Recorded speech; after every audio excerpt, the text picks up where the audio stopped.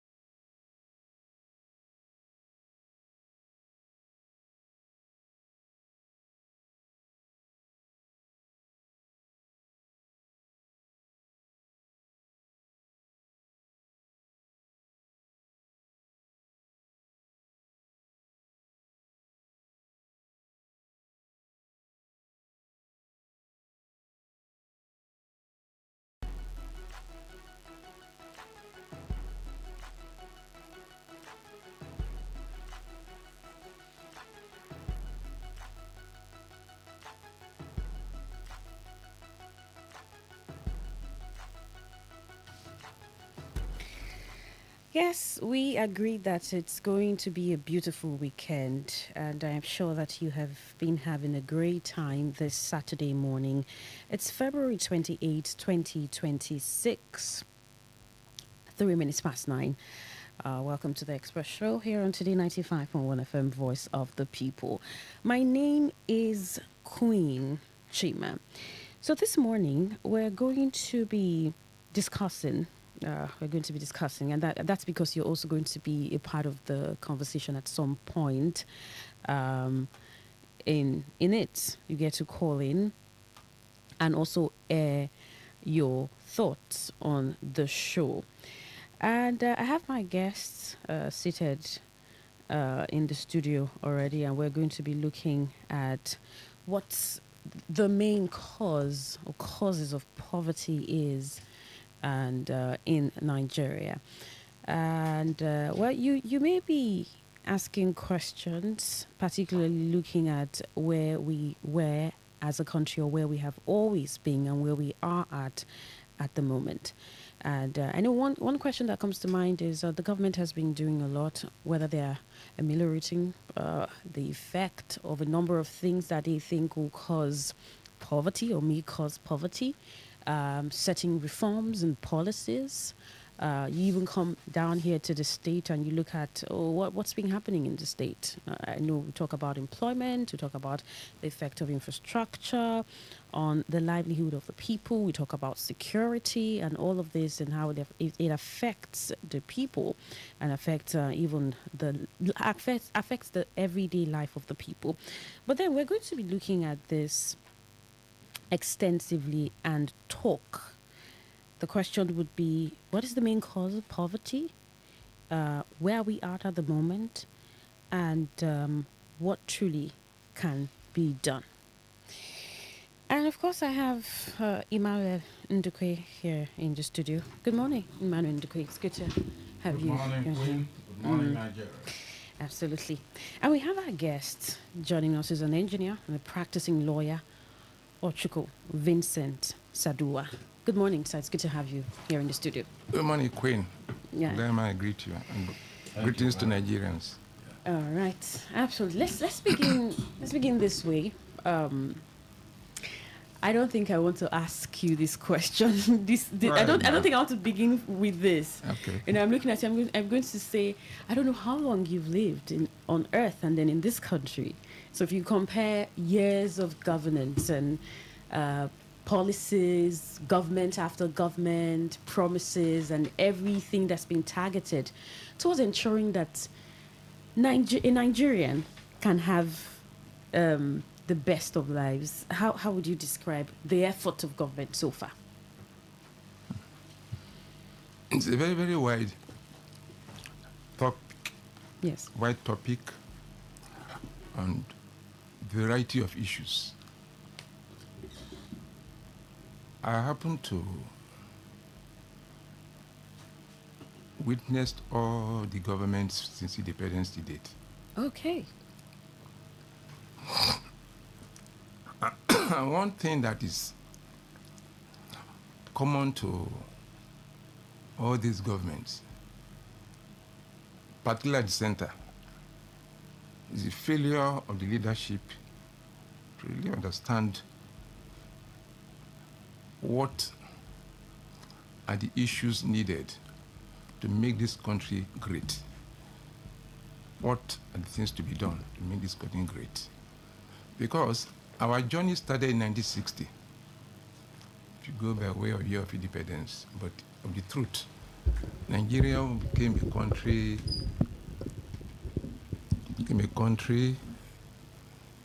in 1914 when the North and South were amalgamated. Okay. In terms of sovereignty, 1960. But it's been the world map.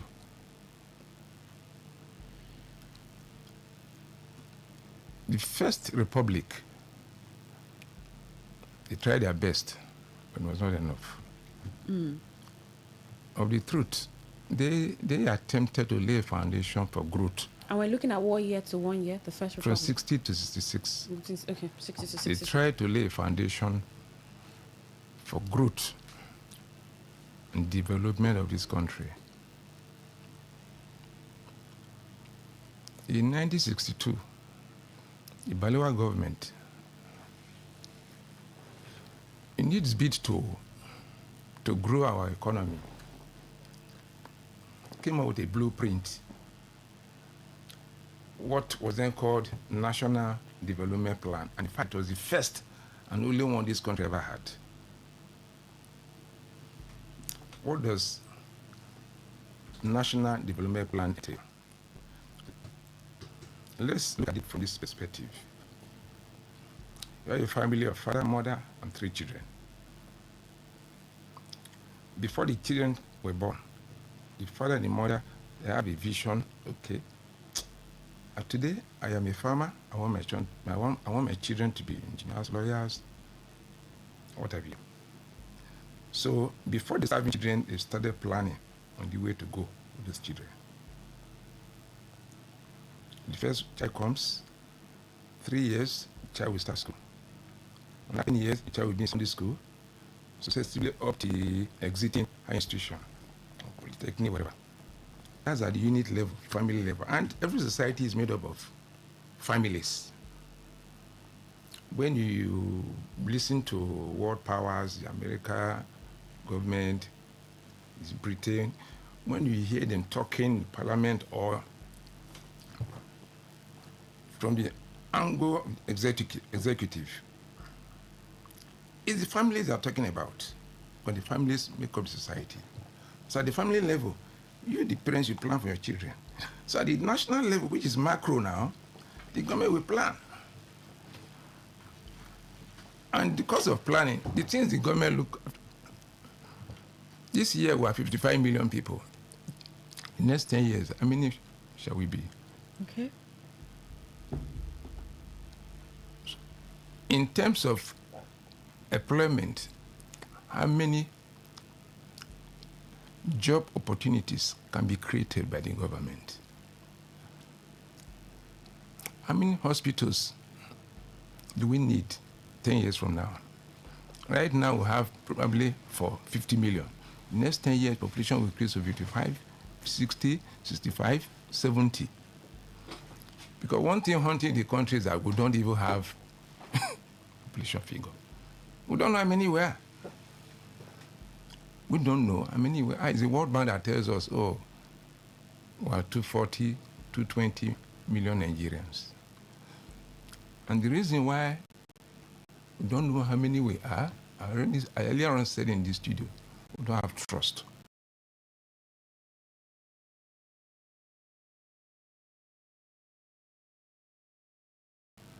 Amongst ourselves. We don't trust ourselves. So, National Development Plan encompasses education. You bring in education. Okay. Where are we now in terms of manpower? Because if you have an educated population,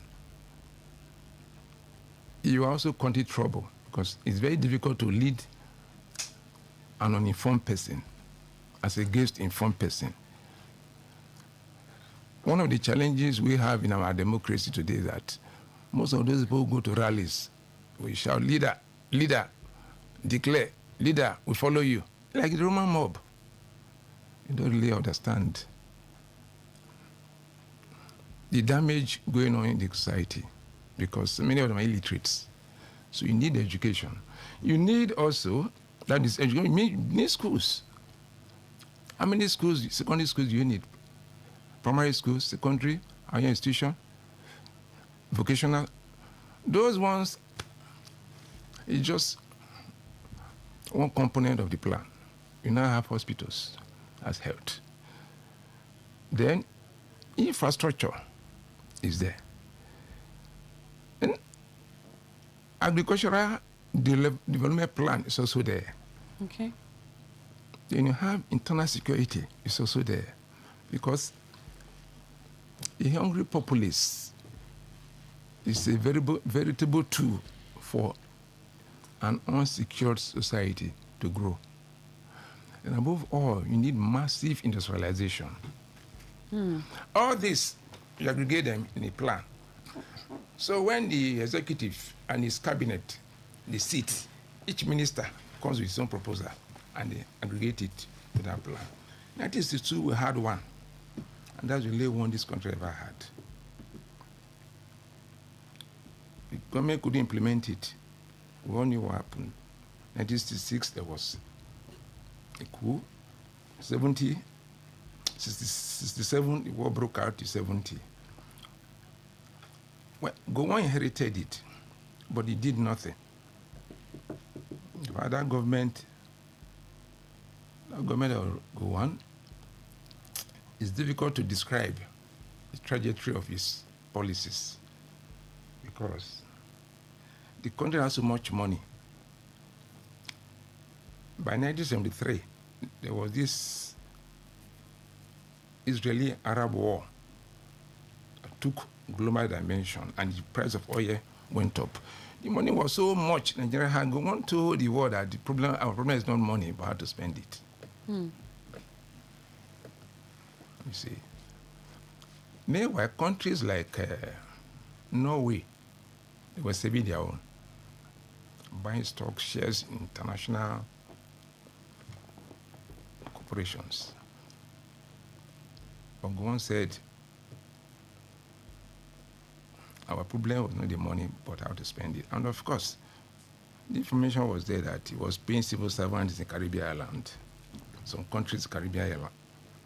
Now, subsequently, we're talking about that development plan now. The only one we ever had, Muritala came. Muritala just stayed it. Okay. And the implementation commenced. In this regard, we give credit to Obasanjo. Because industrial growth is very necessary in any plan of a country. These facilities you have here, they're imported. Everything here is imported. If you go outside, the iron rods they use in constructing roads, bridges, even houses, 80% of those are imported because the industries are not there. The question is why? Obasanjo started it. Because the steel development was one of the plans. You need it for infrastructure, you need it for aviation growth, you need it for even agricultural growth, because by now we ought to be having mechanized agricultural farming. DSC was built to completion. It was commissioned. The first time you borrowed money from the World Bank was 1978 for that project. 1 million naira. 750 million naira, which was 1 billion US dollars, was due to BDS. A very giant structure, about 7 units. It's still there, but it's comatose. They employed 6,600 prime labor of the capacity, and the effect was so much.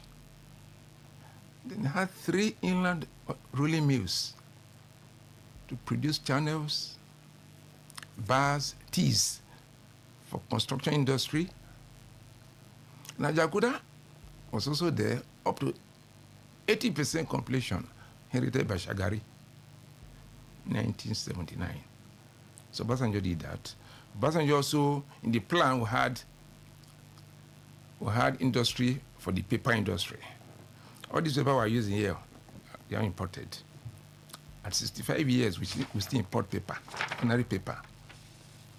And that government also thought of a plant at Akwa Ibom, Okuiboku. Is there? If you go there, see a farmland, I don't know. They must have felled all those trees for use in homes as firewood. Then the massive one was at Ogun State, in Wakui Paper Mill, the largest in sub-West Africa, sub-Africa. I believe it's also comatose. Shagari did nothing about them. Now, Ajaokuta was meant to produce flat sheets which you use in homes. See, the essence of all these industries, when you aggregate them, you see the society growing, employment created, generated. When your graduates come out of school, they go there to work. But all gone. Now, one thing that happened that was very remarkable during the era of Gowon, that national development plan, which he didn't even implement, some brilliant governors of that time, because there were 12 states, some brilliant governors keyed into it, one of which was G.T. Smith, River State. We also have some Bermuda, Old Bender State. We also have Audu Bako of Kano State. They keyed into it, and they used it to grow and expand their economies. River State was very... That's why River State started at the pace at which it started. Yes. Even though Para laid the foundation in the civil era, but G.T. did so much in that regard. He had a power board, had the engineering work. In fact, Transamadi, West African glass industry, did all those. So to grow the economy of the state, he did so much. Bermuda did so much also. Now, where are we today? Nothing. All those industries are gone. There was also petrochemicals in that first plan, the only plan we ever had. Till now, nobody talks about national development plan. What we hear is that they have what they call a national economic council. That is what we hear of, and they announce that economy is growing. That's the only thing they tell us. But where are the jobs? They are not there.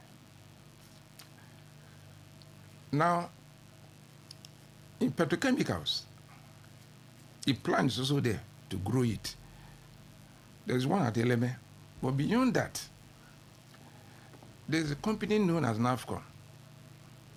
If you know the history of that company, you will weep. In 1985, Abagida wanted to go and borrow money from the World Bank because IMF is like a double-edged sword.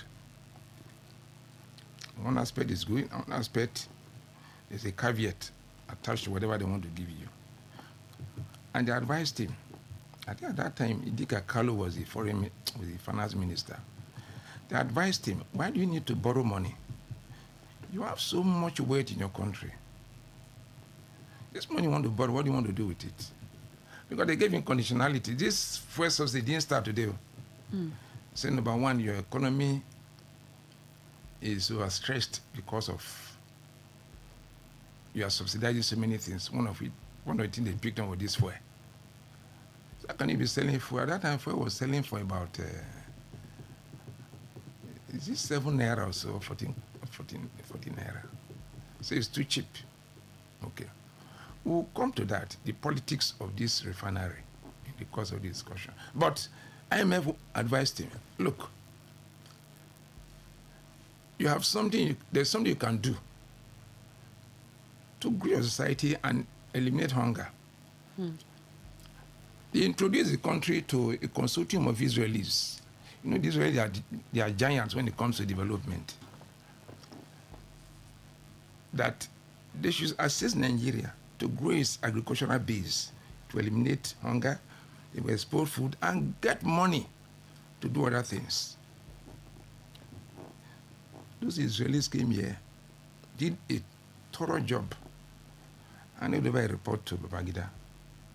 And that report, this I'm telling you, it's not now when everything is online. The press was there to educate and inform Nigerians.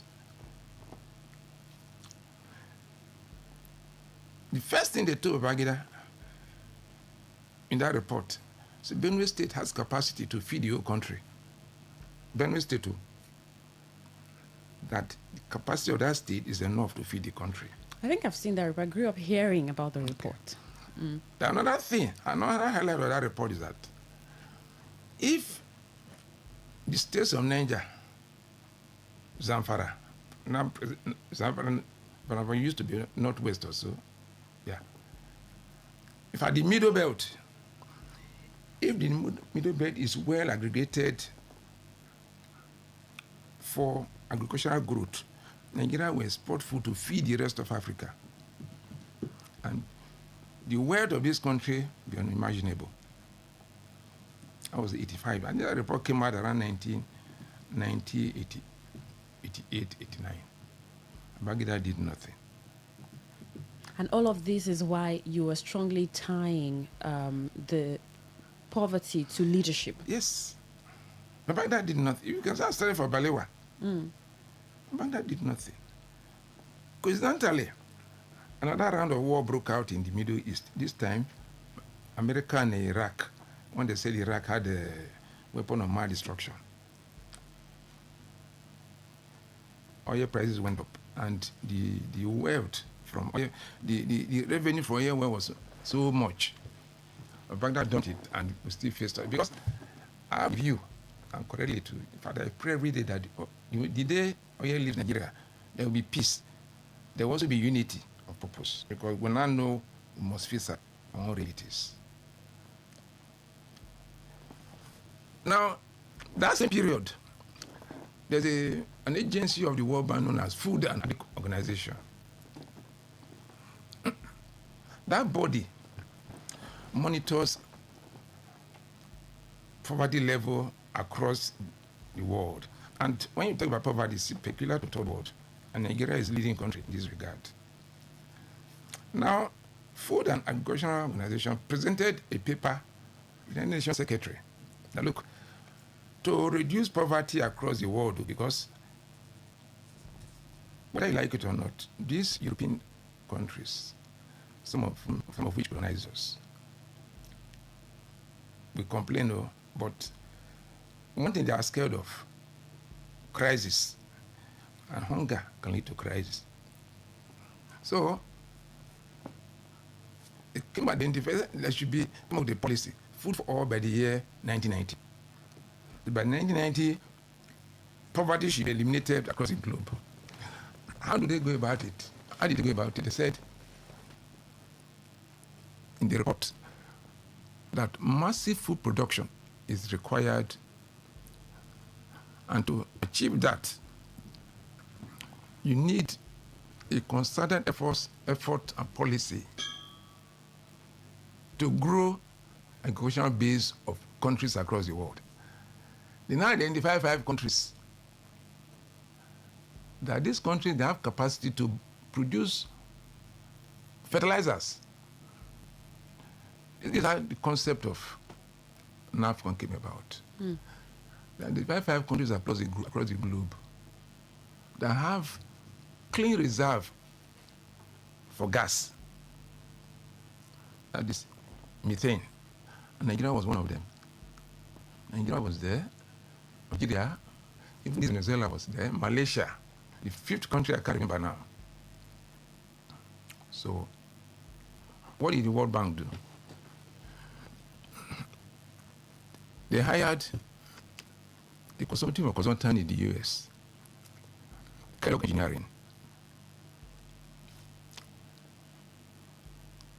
and asked them to build fertilizer plant, 1 each for these countries, all these 5 countries, as a grant gift.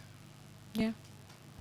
And the idea was that say each fertilizer plant is capable of generating enough money to be subsequent. In fact, they apportion 5 to each country. That by the year 2000, each country should have 5 fertilizer plants, and the subsequent 4 should be generated from the funds of the first one. And they gave Nigeria 1, they gave Algeria 1, they gave Malaysia 1, they gave Venezuela 1. I don't know why I'm forgetting the 5th country. We didn't spend 1 naira. That plant there, you don't bring anything from across the world. Everything, methane, air, and water. Use it to produce ammonia. Ammonia is a gas. We liquefy it. It's the first raw fertilizer. We don't use it in the tropics. They export them in cylinders to Europe That's what the Europeans use for their, the live vegetables. That's mostly their food. What we use here is urea and NPK, which also produce some NAFCO. Let's take this commercial. I mean, this has been a great background. I mean, from government after government up until this government. I mean, we should also be looking from 2000 up until 2026, what we've had in the past governments, because you've tied the poverty to leadership and entirely to leadership. I don't know if there are 100%. 100% Yes. to leadership. And we also want Visionless. to know what... No vision. Okay, we'd also want to know what that development blueprint could have done for the country, and also understand where we are at the level and what can be done. But let's take this commercial. We'll be right back.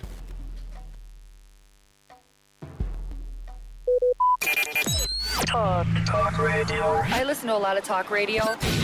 95.1 FM. Good tasty food is worth living for. Worried about your oil every time you enjoy your favorite meal? Introducing Golden Terra Smart Balance Oil. Smart Balance Rice Bran Oil is rich in gamma oryzanol. Several studies suggest that gamma oryzanol may contribute to the reduction of bad cholesterol. Golden Terra Smart Balance Oil. Good food, no worries. Waiting they create, party for mouth. Waiting they cost, they let you rejoice. Terra Cubes. Terra Seasoning Cube turns your meals into a masterpiece. Unwrap joy, unleash taste. Hey, come cook with Terra Cubes. Come cook with Terra.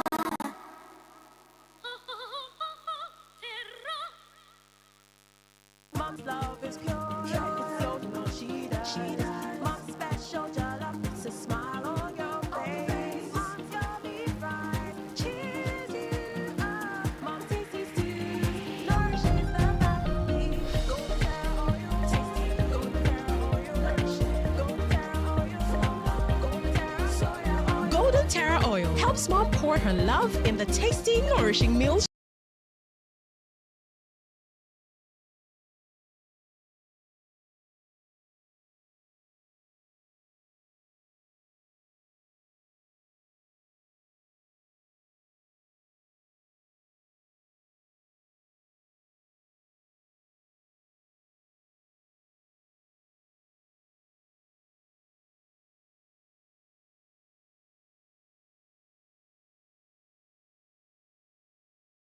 She cooks for her family. Golden Terra oil, pour pure love.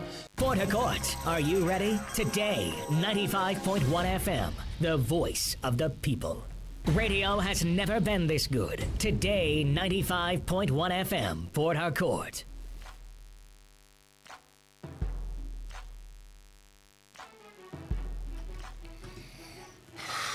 Well, thank you so much for staying with us on Today 95.1 FM.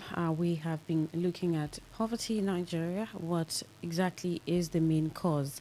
Well, it's been stated over the years that it's not a single factor, but many interconnected issues. However, a number of people have mostly or widely recognized central cause as poor governance, leadership, and corruption in the country, which has affected every other area of development. But we have been talking to Ochukwu Vincent Sadua, who's giving a background from the 1960 up onto, I don't know what year we got to, but I mean, it's important to have this analysis because you clearly stated that it's being a leadership problem. So maybe some people will be interested in at what point did we get to, at what point did leadership miss it? And we've done quite an analysis from the First Republic up until what year did we even end at before? 1960. Look at the era. Yeah, 66. 60 to 66. That was the First Republic. Civilian government under Balewa. That was truncated by that coup. Nothing happened between 66 to 70 because we had counter coup and war, civil war. It was 70 to 75 of Gowon that something ought to have been commenced, but Gowon did nothing. It was Mitala and Basanjo that actually dusted the first. I said, we only had one development plan, Yes. conceptualized by Balewa. Since then, no. This all since 1999 when these are our overlords. Because we now have overlords in Nigeria, no more leaders. See, they came, nothing. Nobody talks about development. No, Basanjo was head of it. He said, my duty as a government is to provide an enabling environment for industries to grow. Who told you that? Look at, I think a few weeks ago, I heard it by the radio here, that your managing director of NNPC, Nigerians woke up to hear him saying that we should pray for Dangote, we should thank him, that before Dangote would have been having any fuel to use in Nigeria. MD of NNPC, I believe that man went to school, and I believe he read sciences. He must have read one of the sciences. How can he? No, it's sad. You know, you pointed out something, and that was the fact that you stated that you just wish we wake up one day and there isn't oil in Nigeria. And you're Many not the only things person go well in this country. who said this. So you're saying that our over reliance on oil has also because the leadership is so engrossed in not working, no thinking. I said in this studio that we've only had two leaders in this country that had something upstairs. Awolowo and Okpara. Only they went at a national level. If they were, then the problem would be there. Maybe our history would have been different. But these leaders that you talk about who have caused the problems we've had in terms of poverty, are they not part of the people? Not the people choosing these leaders? Queen, it's a difficult question to answer. Choosing. That is by way of democracy. I've really had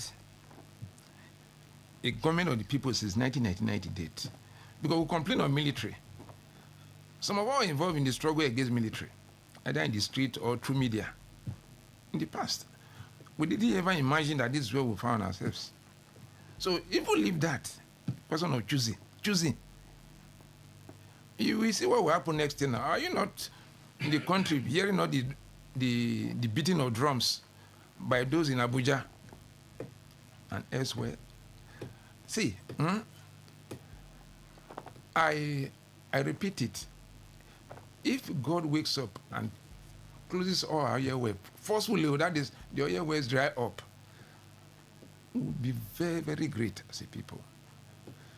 I give you an example. But do we have to get to that point, even if there's a possibility to that happening? Do we have to get to that point? Good leadership cannot emerge in Nigeria of today.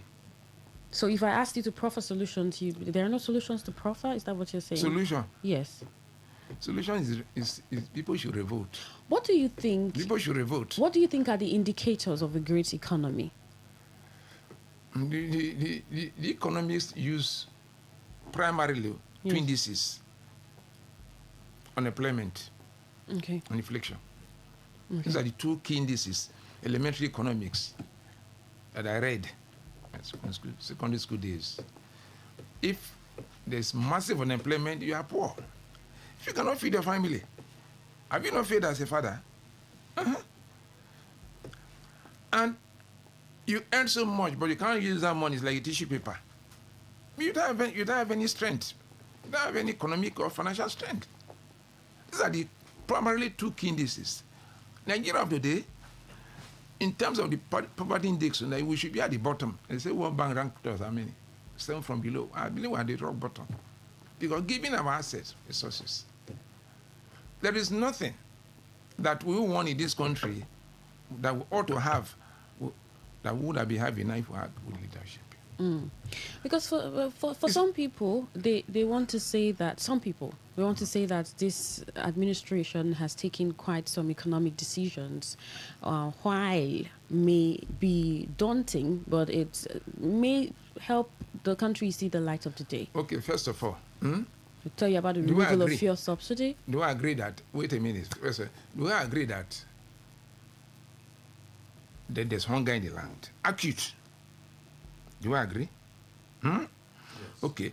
If you as a father, you have no money to buy food for your children, but you go out and you come back home with a limousine. Can you convince your children there is no hunger? I mean, that you don't have money? Can you? I don't know whether you understand what I'm saying. You said, oh, no money, no school fees, money, no money for food, but you drive limousine. The children will revolt now. Tell me, why will a government first day of inception say subsidy gone, this, that, say because there's no money, you can't afford it. Few weeks or months later, National Assembly is okay, we approve, we go and buy a jet, brand new jet. Presidential fleet, I learned they have 11. Do you know, in spite of the deficient leadership we had in the past, our history, we never had a presidential fleet in our history. It was Babangida that introduced it. Shagari was flying with Nigerian Airways. Shagari, the military government of Obasanjo, they weren't traveling. They weren't going anywhere because some countries they couldn't go. But I'm talking about civilian era of Shagari. Balewa didn't, there was no president. It was Babangida that introduced it because the wire was going across the world. That was how presidential jet came to our life. Each time Shagari wanted to travel, they have a schedule for each year. So time the president will go here. So Nigerian Airways, which was third in the world, Nigerian Airways was number 3. The first one was Lufthansa, the German airline. The next one, American airline. Nigerian Airways third, ahead of British Airways. Because when I was a student in University of Lagos in the 70s, each time we want to go and buy a ticket to travel to Port Harcourt or Benin, we see Oyibo, they queue up. Our foreign lecturers. And the British Airways had a kiosk in the same campus. Shagari was not flying any presidential jet. So how do you convince me that you have sincere leadership? And he tells me, oh, this oil subsidy removed is my interest and the interest of my children. I won't believe him now. Well, Mr. Sadowa, we've truly seen, there's no doubt about it, that the leadership has not been operating at a level that could bring benefit to the populace. There's no doubt about that. However, the question I have now is, when there's a registered error, it has to be corrected someday. Now, we've had a litany of problems in this country that all seem to have run us aground. In your analysis, I must understand that you know the right positions that we could take. Can we proffer such solutions to them, whether they adopt it or not, as they've been doing? Okay, thank you. Let's start with issue of refinery. Because it's very hurting. Each time I hear on the radio, and I gave example of the managing director of NNPC. Listen, I didn't read petroleum engineering as a course. I read chemical engineering. But I did a course, elective in petroleum engineering. See, this crude oil that this country has clubbed on to exporting, then importing. For Nigerians to know the fallacy in their preaching, oh, all is well. Look at it. You can have, you have a farmer whose farmland of cassava extends from here to Enugu. He exports the cassava.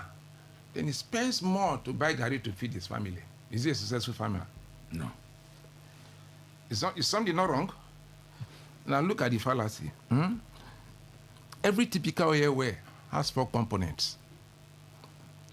You have the gas, natural gas, and methane and other ones, which is usually on top of the oil bed because it's the lightest, followed by oil, the crude oil. The third component is water. The fourth component is sand. So when this oil is being drilled and pulled out, all these four, they don't mix, but they are in the same channel, pipeline. If you go to a typical oil field like the one at Ahoda, there's one at,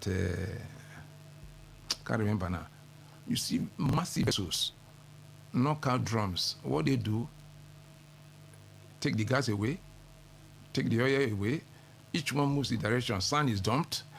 And if you go there, you see a borrow pit where you have sludge. That's a combination of sand and water. Then some of the oil component. The crude oil is now the one sent to terminals. The gas, before now, they were burning it. And this is an interesting aspect that I want to listen to. That gas, methane, has components of other higher carbon, like C2, C3. That methane, up to 1996, they were burning it. Burning so much of it, gas flaring. You must have heard of gas flaring. Not gas flaring. Because it was being wasted. Money. And do you know what the government was doing with it? The politics.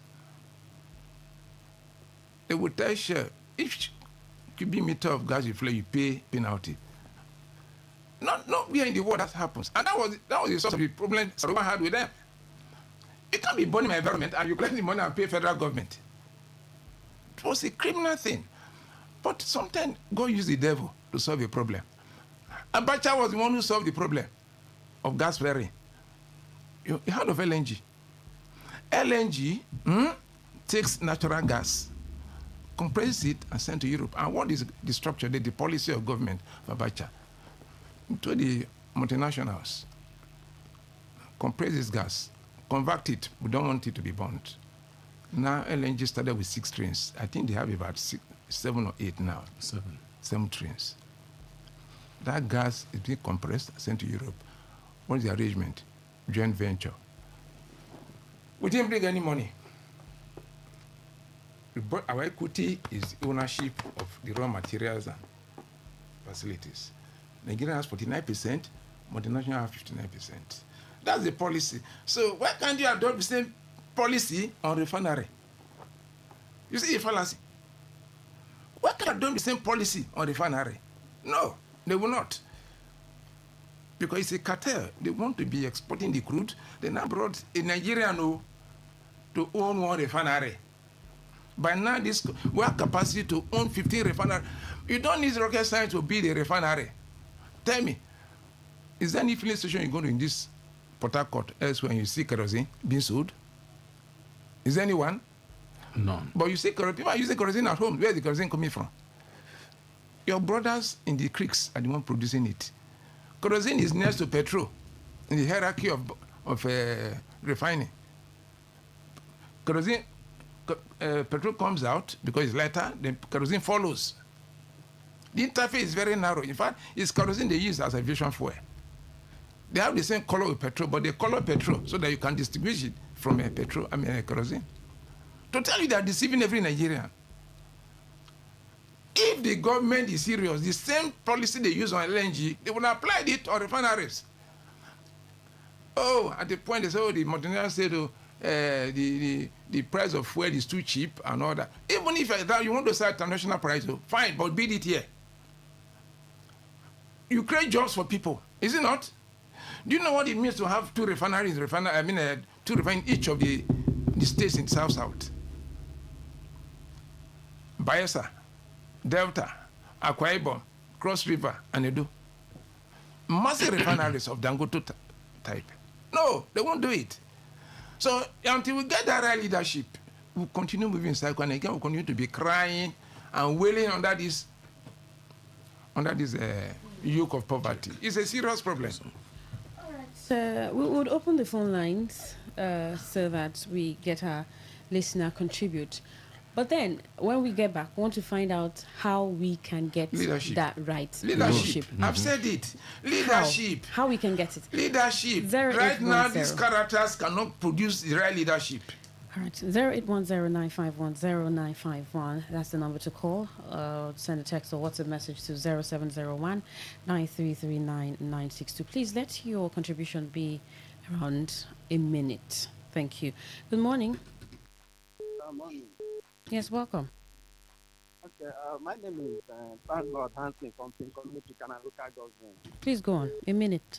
I want to ask a guest, can the River State government build a refinery? Is it possible? Can they go on to do that? The state have capacity to do so. I told you earlier on that it is started some. Okay. The capacity to do it, River State can even build 3 refineries. So if you don't even have money. So what is stopping them from that huge innovation that will enhance the economy of River State and the South? What are they waiting for? There are three ingredients or elements of leadership. Every leadership must have capacity, must have competence and credibility. None of this one is present in Nigeria as of today. Is present in any leader in Nigeria. Welcome. Good afternoon. Good morning, rather. Good morning. Yes. Good morning. You. And greetings to Oga Emma. Morning, Robin Amaja. God bless you. God should bless and keep that guest. That's my brother there. God will bless him. You see, I talked about what he mentioned, that if he had the power, all you look for my son, Wahangolo, that I released 2000. I said every day they are still in Abuja. That if I had the power, oil would dry. Because the madness in this society is because of the oil that people feel they own this company, they own the state, they own everywhere. It's the oil. They are not thinking. If I'm a president or a governor of the state, I won't travel to anywhere. I will remain in my house and people will be coming with develop this state. All right. God bless you. Keep telling the truth and let the world know. Good morning. Good morning. Good morning. Welcome. Yes, welcome. Hello? Good morning. We can hear you. Go on, please. Good morning. Good morning, my brother. Wellington from Okrika. Go on, please. That was a provision. He said, and right on the wrote in our meeting, actually. There was a time we were seeking for a life between Oku and Okrika for a refinery, Muslim refinery. I think Dr. Emmanuel will attend to that. So River State has the capacity to do that. A man just told you credibility, competency. When I told you, you need to do. People will have in God. It doesn't have to do for their people. And like if people are going to school, it's a big division. The right division plane and run with it. They have no division and I know where they are going. All right. God bless you. Good morning. Welcome. Good morning, Queen of Guy Man, the guest. Welcome. Good morning. God bless you for your analysis and contribution. Just as the guest said, there was a time some people were quarreling me. I said, how will the former governor, with all the land he acquired, his supermarket, of what benefit is supermarket compared to industry? Just as the guest said, the people who are leading us, they have no vision, sorry to say that word. No vision, no dream, no goal. They just come, they just climb and start ruling. No vision. They just climb the podium and start anything they just see. And there's no absolutely good thing coming in their mind. Like, for example, now, River State, there's a local government chairman now that is ghosting, that his local government have like. He have their state too. Have their state that will normally insult, that is soon that you know development, know this. Abia State now is ahead of River State. Now, River State now, a local government chairman is voting. Waiting with this now, never. All right. Collect an Abia State. All right. Good morning. Welcome. Queen Chima. Yes, good morning, Dr. Good morning. Okay, good morning, sir. Good morning, mascot. Thank you so much. I am mascot. But I thank very sincerely the guest you are seeing. This is the time that truth to power. But our problem is our leadership recruitment process. I tell you, the bane of poverty. I listen to you, your question carefully. How to tackle poverty is to find a transparent, scrupulous, and religious process of recruiting leaders. We have very bunch of people that have no business to be leaders whatsoever. I tell you, if you recount what your guest said when Shagari was president and this and that, if we had sustained on the table, we couldn't be where we are now. I tell you, look at what is happening now. Exactly, for example, what is happening now that Nigeria is almost sliding to one-party state. The judiciary has been bungled. Every aspect that to checkmate our governance has been boxed to one corner. And you think that we will develop. The corruption will be high. Because the president has not shown sign, the president, that is President Tinubu, has not shown sign to do anything. What is interesting is the one-party system and to return to actual Villa 2027. All right. And we are, unless Nigerians wake up, with power, with strength, with energy, and challenge this government next year, January. Unless they have that, because freedom does not come free. All right, Mascot. Thank you. God bless all of you. All right, Mascot. Okay, let's get back to you, Vincent Sajua. We just have about 5 minutes to wrap up. So let's, you say until we get it right with leadership. For example, we already have a system that brings in our leaders. Yes, let me explain it. For instance, if leadership emerges, it's going to take 40 years to reverse to Nigeria to what it was in 1966. 40 years? Yes. That's like how many administrations? Many of us would have gone, but every journey starts with a step. It's like we're starting afresh. You understand? The real leadership, if and when he emerges, let him show sincerity. Number one, there should be no aggrandizement of any sort. If that man is there and he has capacity and is transparent, credible, and also competent, why can't he run within 4 years, 8 years, lay a foundation? The foundation is going to lay. If anybody comes now and tells you we reverse Naira to what it was in 1975 when we were young men, when it was 1 Naira to 150, $1.50. I told you that the data steel, a huge complex was built with $1 billion, 750 million naira. Is that money? No. So anybody tells you we do that too, don't believe him. If the foundation is going to lay, it's a lot of us suffer. I will suffer with masses. If he sells any president that comes and he sells our presidential jets, there are no more presidential jets, I will know that it's sincere. I mean, a man goes to France every month. Is that leadership? He goes to France, another foreign country. How many foreign leaders come to Nigeria here? How many? To come and stay? 1 day, 2 days? Talk less 1 month, 3 months. How about? It's difficult. But if we get you to find a way to start the foundation. At least a best start is a best start. Thank you. If that foundation is created, it can begin from there. Yes. INEC have scheduled elections for January, so it's going to be January and February. Do you see that change? That this is not the APC change. The commencement of new yes, a new era. Yes. Do you see that? It can if they allow it. When you say they, the political class. Okay. That is in power now, if they allow it. Since 1989, we've never had any election that is credible. Even the one that brought in Buhari, we started hearing what happened, importing people to come and vote from outside the country. No sincerity of purpose on the part of leadership in this country. And it's a serious problem. The man must be sincere first of all. I gave you an example of father and children. Say, oh, there's hunger, there's no money, but it's devil almost there. We know that primaries will begin. I can't remember the date now for primaries. That's but like campaigns. A few months from. They say March campaigns, now. Okay, Tomorrow. March. Then campaigns begin in August. I mean, we're able to. The people are able to identify who they want to choose or elect. But when you look at, I mean, the political faces that we have, leaders that we have from one party to the other, do you even point out any face at all, maybe not mentioning name, that has the capacity to begin this change, this start? There is one that I know. I won't mention his name. Okay, so that means there is hope. Well, let's keep hope alive now. You don't sound like it's convincing. I benefited from this country. The country invested much on me. Okay. But unfortunately, my generation and the country invested so much on is the one that has wasted the future of the children, of our children. That is my pain. My pain, biggest pain. is that the country that invested so much on me and my generation is the same my generation that is ruining this country, that has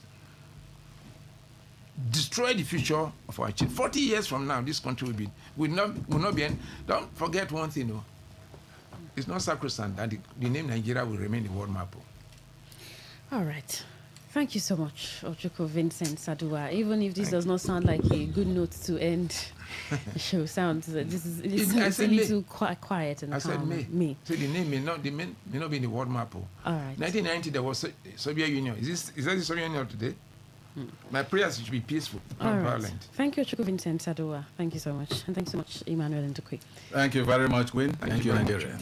Thank you, dear listener, for your message, for your calls. I didn't get a message, but your calls, and I couldn't even continue taking. We may continue this conversation on another some other time. I'm Queen Chima, and the Lord today will be airing shortly. Good morning.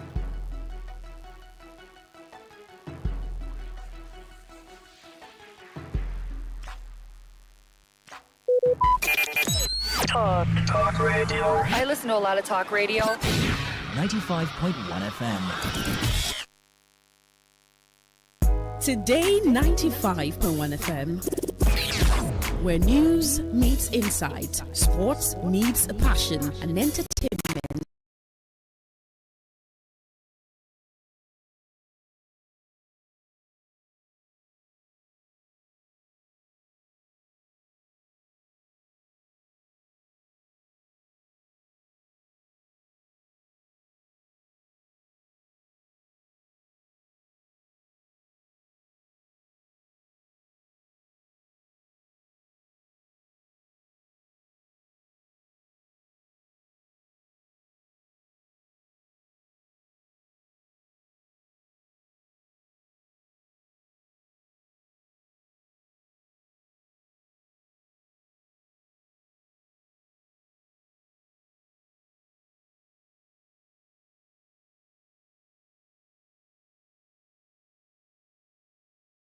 Meets excellence. Expert analysis from seasoned professionals and our top analysts, informing, educating, and entertaining you. Your voice, your station. We are the voice of the people.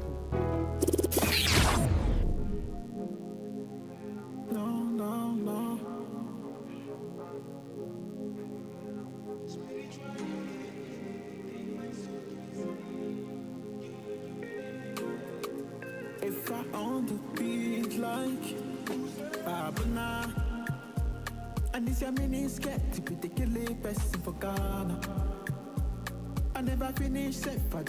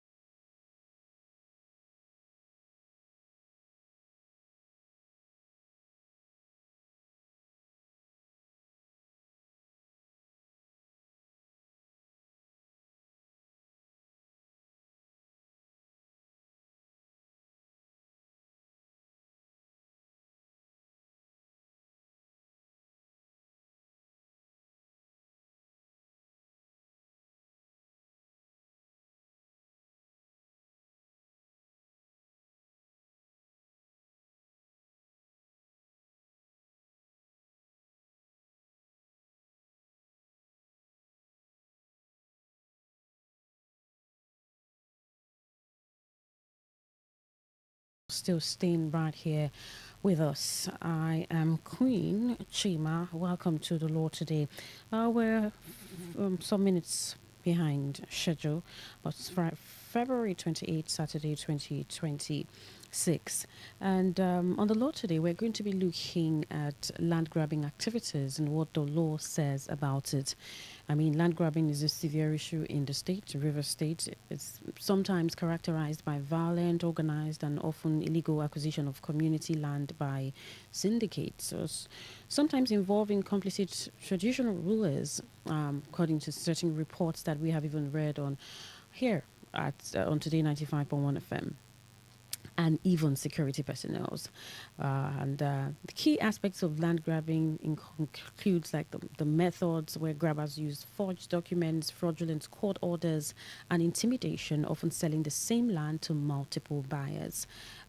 There are some hotspots. Maybe I don't want to mention names, but I mean, if you know particularly what hotspot or what local government or village or area that you hear on the news consistently, that could be the hotspot for you. And while there are a number of responses from communities fighting back and setting up land committees to verify ownership and warn against illicit transactions, has it stopped? I mean, recently there was the land grabbing issue that's been on the news since last week. We've been taking that story over and again, and just once a month or so, you may just reported case actually, maybe even taken on the news, reported here and on the station or any other media outlet. But it's what some people will call a recurring activity. So today we're going to be looking at it and asking what the law says about land grabbing, and how do you even identify an original owner of the land? How do you know if there is a situation where the land that someone is owned by someone is going to be resold to you? And what does the law, generally, what does the law say about this? This is what we're going to be discussing this morning. And we're joined by our guest, Victor Oroko. It's good to have you, Mr. Victor. Sorry about the traffic. Yes. Sometimes you plan and something else plans, unforeseen circumstances. But it's good to have you in the studio. Thank you. I was just an introduction where I said land grabbing activity in River State is like a recurring situation, once a month or even more. That's for the ones that are reported or stories that are carried here. I mean, there are cases that are not reported where you get response from the community, whatever the community leadership is doing about it, or the parties or interested parties are doing about it. But we know that we hear often and not land grabbing activities here. But first, what is the whole situation around land grabbing? When would you say a land has been grabbed? When you improperly own a land, and not own, when you improperly or forcefully take a land from the owner. Okay. Yeah. Improperly or forcefully. Yes. Then that land is grabbed. Now, every land is owned in one way or the other. Now, as we know before now, in the then days, land is owned by first settlement. I don't think there is any place in Nigeria today that people have not yet to settle. Yeah. You know, you will always say, I will farm here so period, and it's from 60s. So before then, or even up till now, if you have mangrove where nobody has cultivated, islands, you can go there and on your own open up those islands. That's first settlement. Yeah. Then the next was inheritance. The man who settled possibly had children and dies, so automatically the children continues from there. The other one again is deforestation. Deforestation is like first settlement. Who was the first to enter that area? And if in equity cost, how far you can go, then. So deforestation is also good. That one, you can't find it within Port Harcourt anymore. You can't find it in most of the cities here. Then you also have gift. The man who settled or who deforested, maybe the daughter wants to marry or the son marries, they say, let me give farm and feed your children, it becomes your own. So traditionally, gift was also recognized. Then you also now talk about after gift, you talk about purchase. Yes, purchase, you pay for value.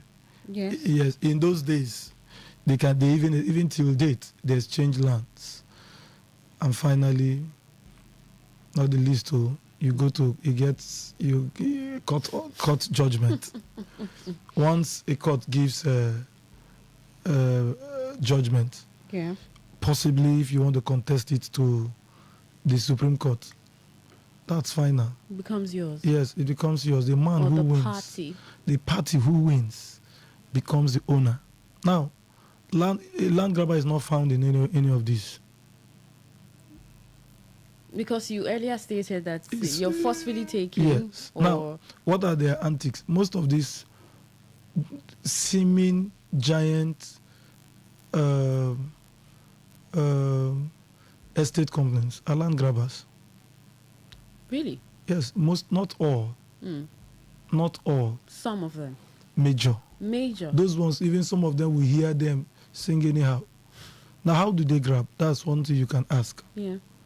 How do they grab this land? They come to you, hey, we want to buy 1,000 plots of land from you. You enter agreement for sale or contract for sale. What is contract for sale? Not a deed of transfer, not a deed of assignment, not a deed of conveyance. Transfer, conveyance, and assignment is take, we've given you. That's the simple meaning. Now, the enter contract was saying that we have agreed to sell this land, but on these terms, we have not sold, but we have agreed to sell. So installments are made just like hire purchase. Okay. You understand? And that's because of the what's involved. Like you talked about 1,000. Yeah, like 1,000, 2,000, 3,000, 100 plots, 200 plots. Most estate companies don't pay completely. And there is nothing wrong in that. Okay. But what is wrong is where some of them misbehave. Now, what they do is that when they get you, when they 5,000 plots and they go to the community, negotiation will be fine. They will pay bush entry. Sometimes you will not. They will say, "Let us enter and sell." Possibly, we'll have the buyers. They will enter the property, grade it, make it look beautiful, and possibly to buy the property for the value of 1 million naira. These are the styles they come with. 1 million naira. Let's say it's 1,000 plots. That's 1 billion. You are supposed to pay to the family or to the community who owns the land. Now, when they pay that, maybe they can say, okay, let's make initial deposit of 50 million. Now, when they make 50 million, that contract of sale usually will state that you take possession, you sell to members of the public. Okay. So while you are selling, from there, you're also paying back the community. That you balance the community. But what they do is that sometimes they may even sell completely the land. And because people are yet to build, they will tell the community the time will elapse. They will tell the community, wait, we've not paid. They've not paid. We are just allowing this one to build so that people will come. Because the community is not aware of the transaction. That's privity, they call it privity of contract, between the community and the estate company or the individual. Let me not just say or the corporate personality. Between the community and them, it's a private contract. That's between both of you alone. That's privity. Then now, between the estate company or the individual, or whatever corporate organization that is selling to the public, it's another different agreement. You understand? So you, from the public, you may not know the extent to which the community and the company will just advertise, and you come, you go, you buy. When you pay, the proper thing, what beholds on them is to pay back the amount. Sometimes they sell 1 million, they sell 4 million. Possibly they've added value to the land. They sell from 1 million, they sell 9 million, no problem. They've had some of them want to grade the road and so on. When you come in, you see a place to enter. But in the end, they don't pay the community. Now, what is the implication? Title has not passed. And the community, when the community looks for 1 year, you've not paid and they demand money, they will use police. Because they've already taken possession. They will use boys. See where the police is involved. Yeah. They will not use police to intimidate. Sometimes they will bring somebody from the community to drag that is the owner of the land. They will pay you a lesser amount. So everybody is in the circle. When the police comes, they play, it's my complainant. If I go to court and you say, if I go to police and you say it's my complainant, I say, stop saying that. You are for the complainant as the prosecutor. You are for the both parties. Or you are just like the judge. That's why they change the name from those accused to defendant. So that you don't see yourself as already, guilty. You understand? It was moved from accused person to a defendant. Yeah. So if the other person is alleged, you defend. Yes. So that to put both of you on a plain sheet. Now, they may not pay. And tomorrow community comes that you've defaulted the agreement. We want to take back our land. Which is the correct thing? Okay. Yes. Which is the correct thing? Or to take back to the in law, they say quantum merit. You, they wanted to just simply the quantity you merited. Yes. That is, if you have to pay 1 billion and you've paid 50 million, if it is 1 million, you're entitled to 50 plots. And no more. You understand? And this estate company could have even sold everything. Yes, that's the problem. That's land grabbing. So this is the major, is this the major cause of land grabbing? This is one. This is one. Okay.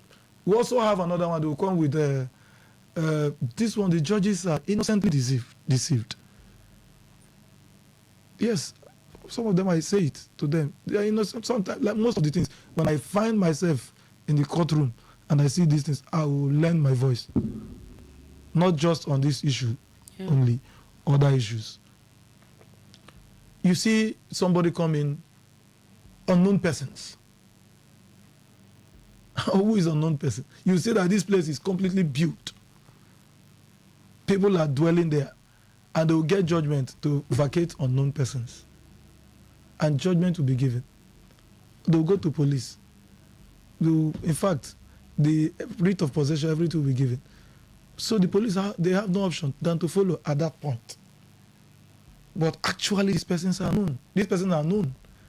Some of them may have even lived there for 5, 6, 7 years. I've seen a situation like that. Unknown persons, that was the judgment. But you want to effect it to a person very well known. So like, you mean prominent figures? No, when they say unknown persons, they just maybe you're living in somewhere at, let me just say, Rumo Waters. Let me not mention any area. Rumo Waters. Okay. And somebody will get judgment. Unknown persons living in Rumo Waters. Whereas Rumo Waters is occupied by over 300 persons living with their family members. Yeah. And the judgment will come. They will start grading. I mean, the people who go for this judgment are most times prominent figures. Yes, some of them.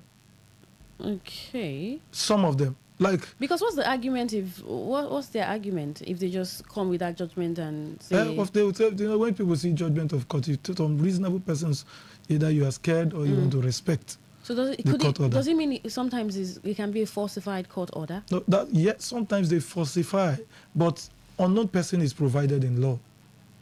As? Yes, you can. There are some in the rules. You can go take if you don't know the people occupying. You can take action against unknown persons. But when it comes to title, you are supposed to prove. Unknown person is a special procedure. Okay. So this is the second problem we face. Land grabbing. The third one is they use two community. In fact, they use persons unknown. They go to court, enter consent judgment. You understand? Mr. A, we have Mr. B, and they will enter consent judgment. I didn't want an initial was court now. Yeah. With the family got the wind, and I said join the suit. We are there. We are coming up. It's coming up soon. We filed. So and they've applied for a report of settlement. So when they enter consent judgment, there is the consent judgment. We have consent judgment that this Mr. A will clearly say this land belongs to B. But one truth is that consent judgment binds you alone who entered it. It does not bind the man who was not party to it. So you see another trick. Yeah. Judiciary may be used innocently. Is there another Are there other? The other one is they come, they forcefully enter, shoot and so on. But these are ways they make it somehow legitimate. Yeah. That's why I was happy with the local government chairman. Okay. He was bold enough, at least, to call names. You defend yourself. You understand? He was very bold enough to do that. So how does the law identify true owner of the land, even without litigation? I mean, there's nothing court-related lease or anything. But if you own the property as land, whether it's given to you by inheritance or it's community-owned, are there specific documents that identifies that this belongs? We may not be able to run it through, but yes, traditional histories, traditional linings. Okay. Establishes ownership, documents of title. Most times, not all times, that you have CFO does not mean you have full, complete title. Yeah. CFO is only a presumption that you're on the face of it. The law will say, prima facie, once you turn, just like when I bring my birth certificate and I show you, already it is being, I want us to understand it very well. Once I bring my birth certificate, maybe from population census or wherever, and I tender to any school authority, the fact is there that this is my age. But when you go to civil service, those listening will know. They will tell you, look at your face, they will say, go and bring your first school leaving certificate. I've seen it before. And I was there, I was a civil servant. I've seen where they told some persons, you cannot be 1 year or in your mother's womb and be writing a first school leaving certificate. You understand? So they've done something to impeach your position. Yeah. So the fact that you have CFO or you have deed of conveyance does not show that that is an exclusive title. The fact that you registered it and have a publication, why you do that, it is wonderful. But ensure that you carry out detailed investigation. There are good people. There are good families. There are good individuals. There are good companies. There are good estate companies that still keep their integrity. I don't want to advertise for anyone. Obviously. But in a case where, let's begin with especially the estate developers or estate companies. That's where people, sometimes you say they relocate you. Because yes, they do. When you see those such relocation, you know that, why? So if you want to do that, you want to acquire from estate company, you have a right to dig further. Yes, you may want to, tomorrow when litigation comes in, you may want to claim innocent purchaser for value. Yeah. But as a reasonable person dealing in such transaction, you are supposed to ask the estate company, how far have you gone with your payment? There's nothing wrong with contract for sale. But how far have you gone? What assistance do lawyers give? Maybe you want to purchase a property or a land. What assistance do lawyers give? So a lawyer can help you to make findings. Like if I want to make findings, yeah. So the other lawyers will also know my style. I can also know your style if you call in. I look for a lawyer in that community. Okay. Because in the way we share common respect for ourselves. Okay. A lawyer will tell you, oh, I'll not lie. My brother get that place, but that place is in dispute. Okay. You understand? I look for a lawyer. I've done a matter where even most times the old people say the truth. But I've done a case where the old man was defrauding my client at 75 years. Whoa. But the family came, stood family. Later we made some adjustment, but they denied him his personal land. Yes. What's the... So that's why I said that we have good families. Yeah. We have some foolish people grow old. It is not, sometimes when they say, what an old man sees. Not every old man sees when they sit. Not every old man, but when a reasonable old man sees something, then you listen. Because foolish children grow old. Absolutely. But what's the most prevalent case of land grabbing or system around land grabbing in Rivers? Is it through the estate developers or the other ones you mentioned? Or nothing tops the list? Oh, follow. All right. So now, in a case where, I know people are going to ask questions, yes. But in a case where you got a land and you find out that it's maybe it's a situation where the community wants their land back from the estate developer, the remaining, considering that the estate developer had not done their balance, or maybe you just realize that the land was not sold to you from the rightful owner, or even the land is under litigation. What steps do you actually take? If the land is under litigation and you've bought and built, Yes. maybe you bought from one party, the best thing you do, approach the other party. Okay. So that you may have peace. I've done it personally. I approached the other party. Even if I knew that he never had a good case, but he was always coming, he was having upper hand with boys, and he lost in that matter. A land of about 80 million, I gave him 1.5. I said, rest now.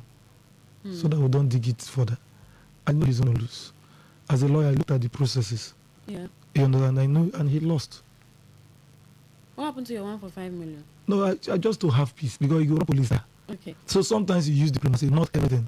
Now, if possibly you bought from the wrong person who actually lost or loses in court, yeah, you can approach him. It's unfortunate that you're buying twice, but the law allows you to a window to ask for a refund from the other man, even at the current price, because every deed of conveyance has it, indemnity clause. You indemnify the purchaser.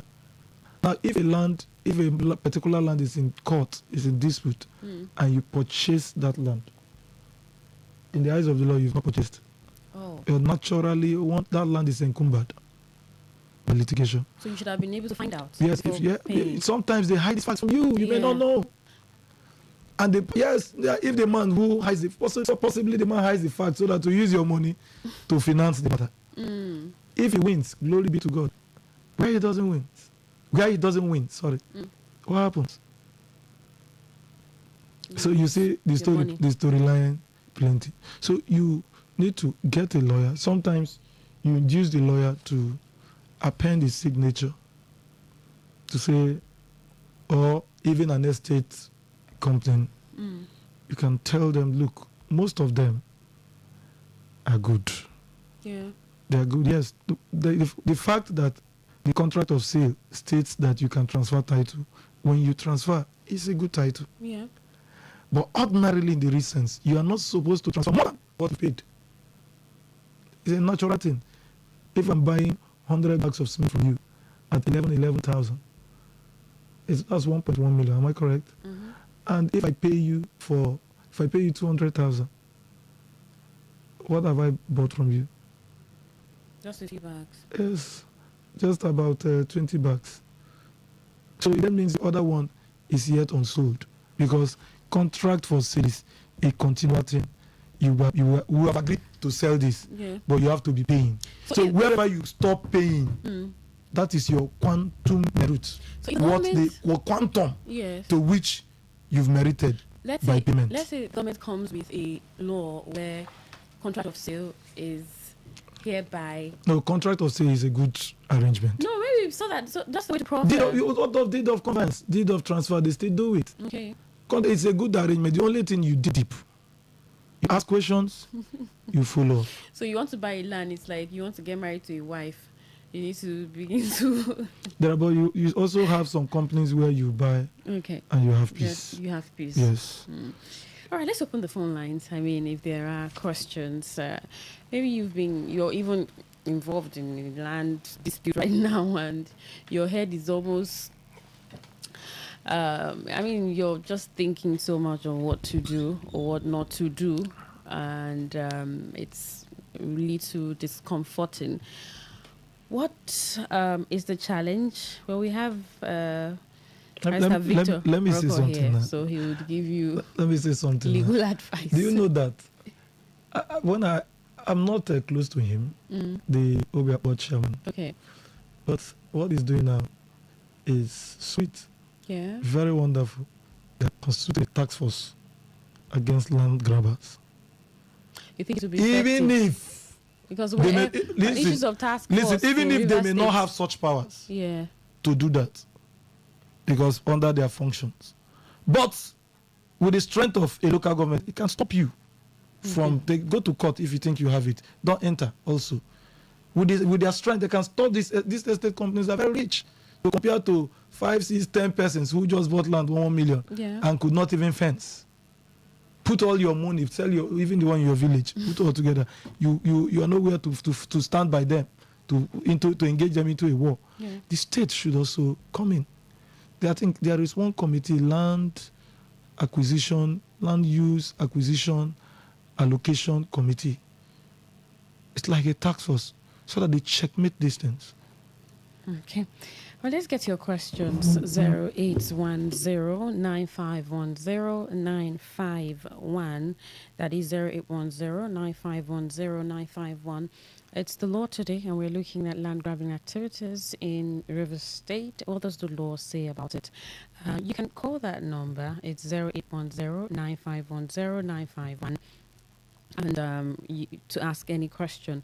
For text or WhatsApp message, 0701-9339-962. You're still live on Today 95.1 FM. All right, this person says, in a situation where sensus meritus is not applied, what can someone do? The land grabber paid for 40 plots and occupied over 70 plots. Refused to give family their copy of the deed because there's every likelihood that it has been adjusted. Please, I need your number. Okay. So this you can see that we know all of these things. And truly Rivers people, I hardly see these things in Lagos. Okay. You understand? So what if they've paid for 40 plots and they're occupying 70 plots, they sue them. The account very. Sometimes we've done one. Look, Queen. Yes. We went to CP. We met CP, Commissioner of Police. Then, yeah. I will mention the land grabber, a very mighty estate company. No? I will not mention his name. Said he paid 500 million naira. I told him, simple. If you show where you withdrew or transfer 500 million naira to any person from the community within so period, we'll stand up and move. And there wasn't a proof. There was silence everywhere. He said he paid cash. He will do in dollars. CP now told him to walk out of this place. That you people try to do in Lagos, don't do it when I'm here. Yeah. Come on, get out of this place. Let's take this call. Good morning. Good morning, the presenter and the barrister. Welcome. My name is Kenneth. I'm calling from Port Harcourt. Welcome, Kenneth. Yeah, I have an issue at hand now that relates to the topic. I bought this land over 8 years ago. So when I went there to Atiweche, I went there to say, okay, I want to dispose it and use it for something else. And now my neighbor was not telling me, are you the owner?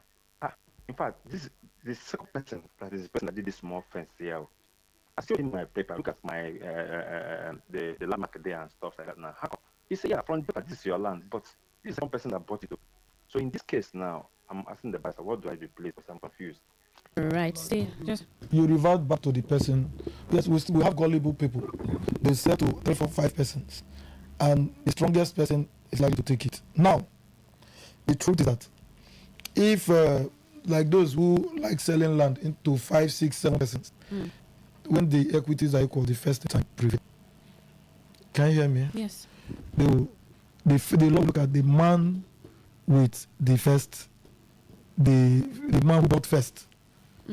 Just like on your mass, the first way around, the first person takes first. Now, some persons, when you buy, they give you small paper to go and prepare agreement, and you hold that small paper. Just that is equitably you've bought. Now, another person comes to buy and prepares the deed of conveyance, registers it. When there are equal equities, the first intent prevail. When the equities are equal, the law prevails. At that time, you have not bought. Some persons will mistakenly buy with their children, the name of their children, infants. No property. You can only require your money. Yeah. You can't, only those children can't own property. In your case, I'm just touching areas that come so that because of time. In your case, approach the man who sold to you and let him show title.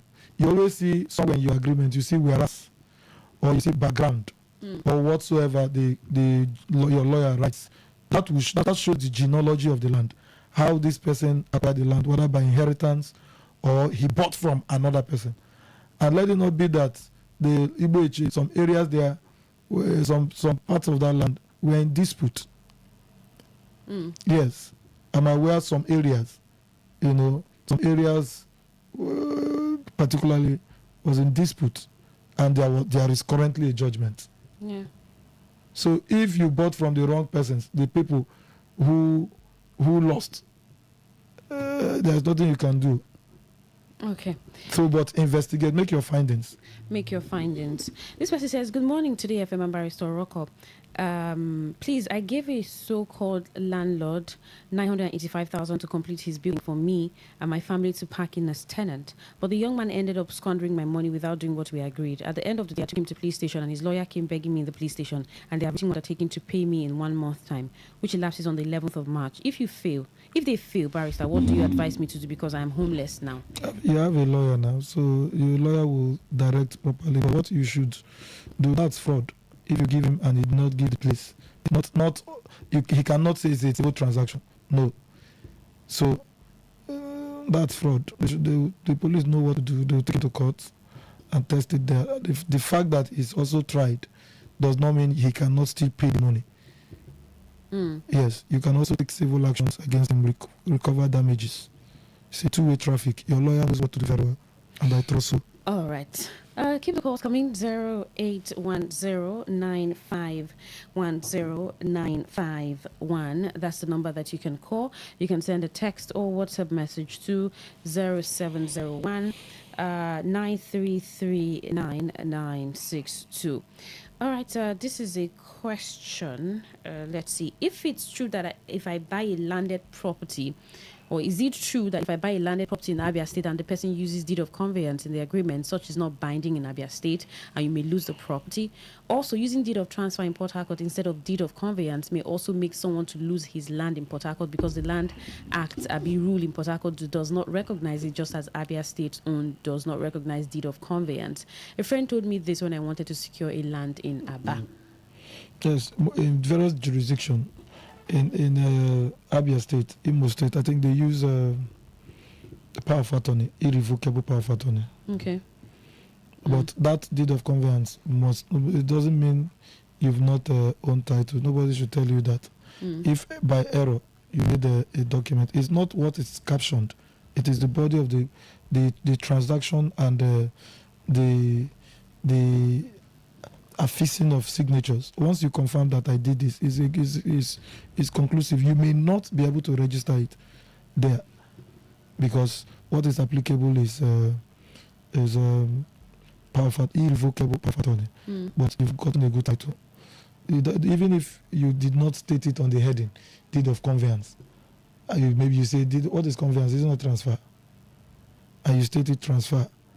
The law says it's just a matter of semantics. Not this. So you have a good title, but just play alongside with what they do there. Like the ones I did in Imo State was irrevocable power of attorney. If you also go to Abuja, you also it's deed of conveyance, but you find some little difference. So you have a good title. One thing you want to do, if you want to buy land, ensure don't pay cash. Okay. No matter how sweet the talker is, don't pay cash. The essence of all of this agreement, what I think, as it was because there was nothing else to show except that document. Okay. But today we're in a modern world. Transfer them land at Queen's Village. The number. No, you may not have the number. The person the number is there. Close to land every buying detail. 100 as much as you can. State it. Just very brief, not to write because there's no space to write. Very true. Just land, buying 100 plots of land from Queen's family, buying 100 plots of land from Uchendu's village. State it, and of course, those who had issues in intercontinental bank is no more. But if you need anything, Access Bank will still avail you. Yeah. So it's not dying. Yeah. So the transaction is always there, and it will help and strengthen your case. If you pay cash and the person denies you, you bring documents. I not sign this document. You put yourself in a tighter I corner. mean, this is one of the methods that someone who's purchasing the land can use to protect themselves, at least in case of evidence. Are there other things that the person can or should do? If you want to also, if you are buying from an old man Okay. or a sick person, I Okay. want to travel abroad, my son. I beg, I have kidney transplant. I want to go far abroad for treatment. The person may go and may not come back. Please ensure that the wife is a witness, any of the wives. Ensure that the children Are witnesses. one or two, or a very responsible person in the society.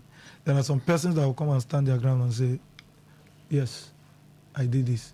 If you also you see that the boy is a young boy, one of these some CDC persons or youth presidents, they'll just tell you they gave youth this. Ensure that the one of the chiefs sign, because if a youth sells community land, is void unless the community chief ratifies or approves. Okay. But if the community chief sells, is voidable. I will end it there. Make I not go inside some people. You had earlier talked about setting steps that the government can take. You were applauding what the Obiakpo local government chairman has done, the task force. Are there the boldness, yes. The boldness, yes. Yeah, I'm not saying he's correct. Can you hear me? Yes, I can hear you. I'm not saying I'm checking messages.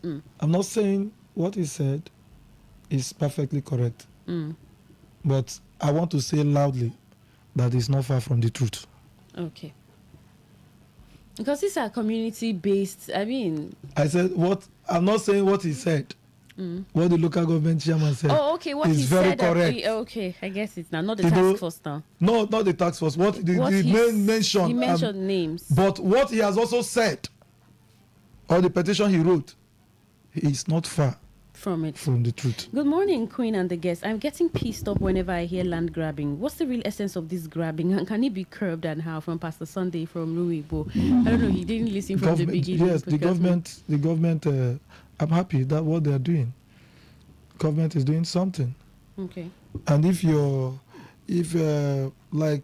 one estate company in partnership somewhere with this, they said government gave them CFO. Okay. That government, in fact, one of the officials was saying, government owns all the land. I told him it's a lie. Government, when you read that law, read it very well. Government owns the land in trust. Once a trust relationship is made, then somebody benefits. You cannot acquire my land compulsorily by force without paying me compensation, and you give it to one estate company to sell to individuals. That's not for public interest. Good morning, Queen and Barrister. Please, what are the important documents to ask for when buying land from a landlord? Before asking, the first thing you ask for the document of title. Now, not all landlords own title, possibly by inheritance. But I love the Anaka people of, let me mention them, of Ubuguru. Okay. When they give you land, when they partition land to you, they issue alongside a certificate with a number. Okay. You understand? Everybody knows. They issue you a certificate, and the person brings a certificate for you. We must not die in our age custom. We must grow it up. So you ask for document proving that. If the person says, look, my family shared to me, go to the family and investigate. If you investigate, prepare your deed and buy. Okay. That's proper. If the person bought from Mr. A, bought from Mr. B, Mr. B bought from C, and the thing was going the chain, you ask for the documents. And when you see the family, you can also go to make verification to know whether the land is income. Because some people, when they realize that their land is income, they just sell it. Yeah. And about maybe I bought it without verification. I don't know who win. I just find some way, sell them back, pretend. They do it. Yeah. It's sad. So you're talking about the government, because the pastor asked of how can we really curb this? Yes, like the task force team, yes, it's applaudable, wonderful one. That of also the state government should I know that committee is not in existence currently. Yeah. But I know of a committee during Amechi or Odele, land use acquisition allocation, committee. This committee can always look at these issues. Like recently in Roma Holo, where they always make problem. A series of matters, but there had been a Supreme Court matter. Court of Appeal recently said, go to Supreme Court. If you want to do anything, stop it out. When Supreme Court has said something, you see people want to find way. So it's very unfortunate, but we have good estate companies, we still have good individuals, we still have good companies, persons, organizations, families, communities that still maintain their integrity. All right. Thank you so much, Pastor Victor. 11 o'clock family cycle here on Today95.1 FM. I am Queen Chima. Good morning. Have a great weekend. Thank you.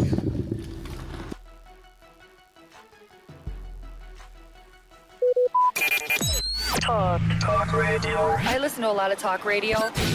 95.1 FM.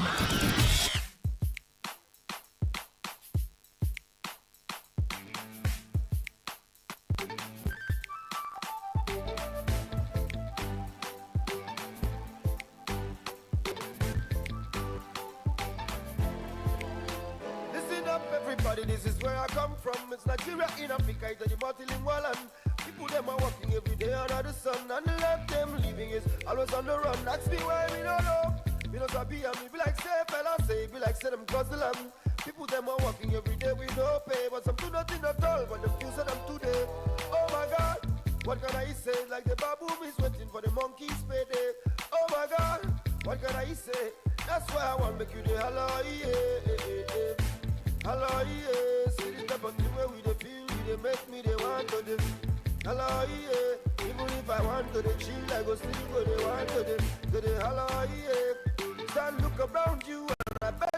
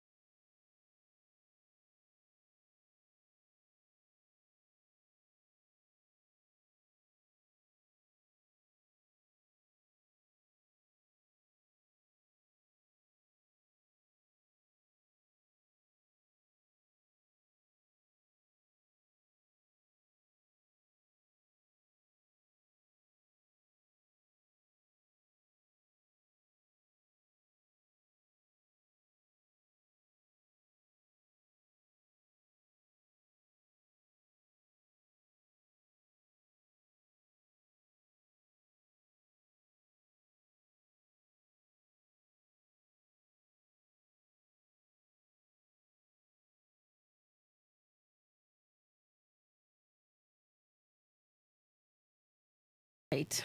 Thank you once again for staying tuned to Today 95.1 FM, Voice of the People.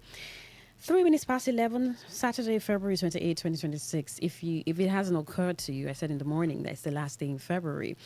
I just think that it's been long days to just be in February. I just think that way. I don't know why, but I just feel like a lot has happened in the year already and we're still in February. But then, happy last day in the month. Welcome to Family Circle, as every Saturday, 11 to 12 on this dial, Today 95.1 FM. My name is Queen Chima. And today on Family Circle, we're going to be looking at parenting as partners. Now, parenting is more than providing food, school fees, and discipline. It's about building a united front emotionally, mentally, and spiritually. When parents see themselves as partners, not just co-parents, the home becomes stronger. Now, the question is, how can parents build a strong foundation as partners while parenting? And we have as guest in the studio, Mrs. Harriet Odegba. Ojegba. Don't worry, you guys say very Yes, soon. I will. Ojegba. It's good to have you, Mrs. Harriet. Harriet Ojegba. Same here. You look beautiful, stunning. Thank you. Yeah, great. Yeah, when we talk about parenting and partnership, and what does that mean? Okay, let's start this way. You see, most of the problem in marriage is not the marital institution itself. Okay. No, it is the lack of basic skills and the technical know-how for people that come into this institution. Yeah. Do you understand? Because marriage has its principles. It has its guideline. If you flout it, there will be consequences. So I discovered that most couples, they don't understand. As soon as they come into marriage, they just forget immediately that marriage is not a covenant anymore. Marriage is a covenant, and it will remain a covenant, not a contract. Okay. Marriage is not a contract. Why did I say so? Contract is when people seek their personal interests. Individualism comes in. But when you talk of covenants, it has to do with partnership, collaboration. Do you understand? Teamwork. It's not about competition. It's not about individualism. You don't bring it in because we are working one mission statement, one goal, one values, one statement. Everything is about 1, 1, 1. 1 plus 1 equals to 1. Yeah. Do you understand? But what couple fail to realize that as soon as they get into that marriage decision, they forget themselves that this is a covenant. It's a partnership. It's not for individualism. Okay, I want to get this, I want to get that. No, it's partnership. So parents, sometimes they forget their role as parents, that they will need to come together. Just as marriage strives through collaboration, through partnership, through teamwork, so also parenting, yes, strives through partnership. You can never do it alone. And when God, I think in the beginning, when God made it, He made it male and female, a man and a woman. And the time came when God wanted to create man in Genesis 2:18. He said, look, it's not good for a man to be alone because Adam was alone. So He made an helpmate for Adam. What's an helpmate? It's an Hebrew word, a combination of two words, Ezia and Kenendo. Ezia, which simply means helper, and Kenendo simply means corresponding, complementary, proper, fit. So you can see that the role of parenting is complementary. It's a complementary role. And God, being an all-wise God, you know what He did? What He put, the strength He put in the woman, He didn't put in the man. But the strength that He gave to the man, He didn't give to the woman. So the roles is supposed to be complementary, not just one person solely carrying the responsibility on themselves to raise children. No, it has to be, because you have a man figure and you have a woman figure. What does a man bring into the relationship? It brings discipline. Do you understand? Independency. There's a father figure. They have their own specific touch on children. Just also as mothers. What did mother do? They bring this supportive environment, emotional supportive environment where the children can strive, emotional intelligence, relations. You understand? That relationship strength, they bring it into the relationship. So the man brings his own strength. The woman brings his own strength. They bring it together. Yeah. But in a scenario where you now have, that's why I tell couples, look, you need to discuss this before marriage. Or in the early stage of a marriage. We are all just getting into marriage without understanding what marriage takes. Like a young girl comes to me, like, wants to get married. The first thing I'll ask you, are you ready to raise children? Yeah. Or you want to wait for the 5-10 years before you start raising children? Because once you are not emotionally, psychologically, or mentally balanced to raise children, don't even go into marriage. Because there are lots of responsibilities. That's why you see grown-up children and grown-up men and women misbehaving in the institution because they were never raised. They were never given that, upbringing. They never saw love. They actually grew up in a very insecure environment where mother or father never laughed or say hello, how are you? You know, a lot of issues. So they grow up to, even in a romantic relationship, there's always a problem because that was the norms. That's what they saw. You see, a man cannot show love to the wife because he was never raised that way. He never saw the mother and father smiling at each other.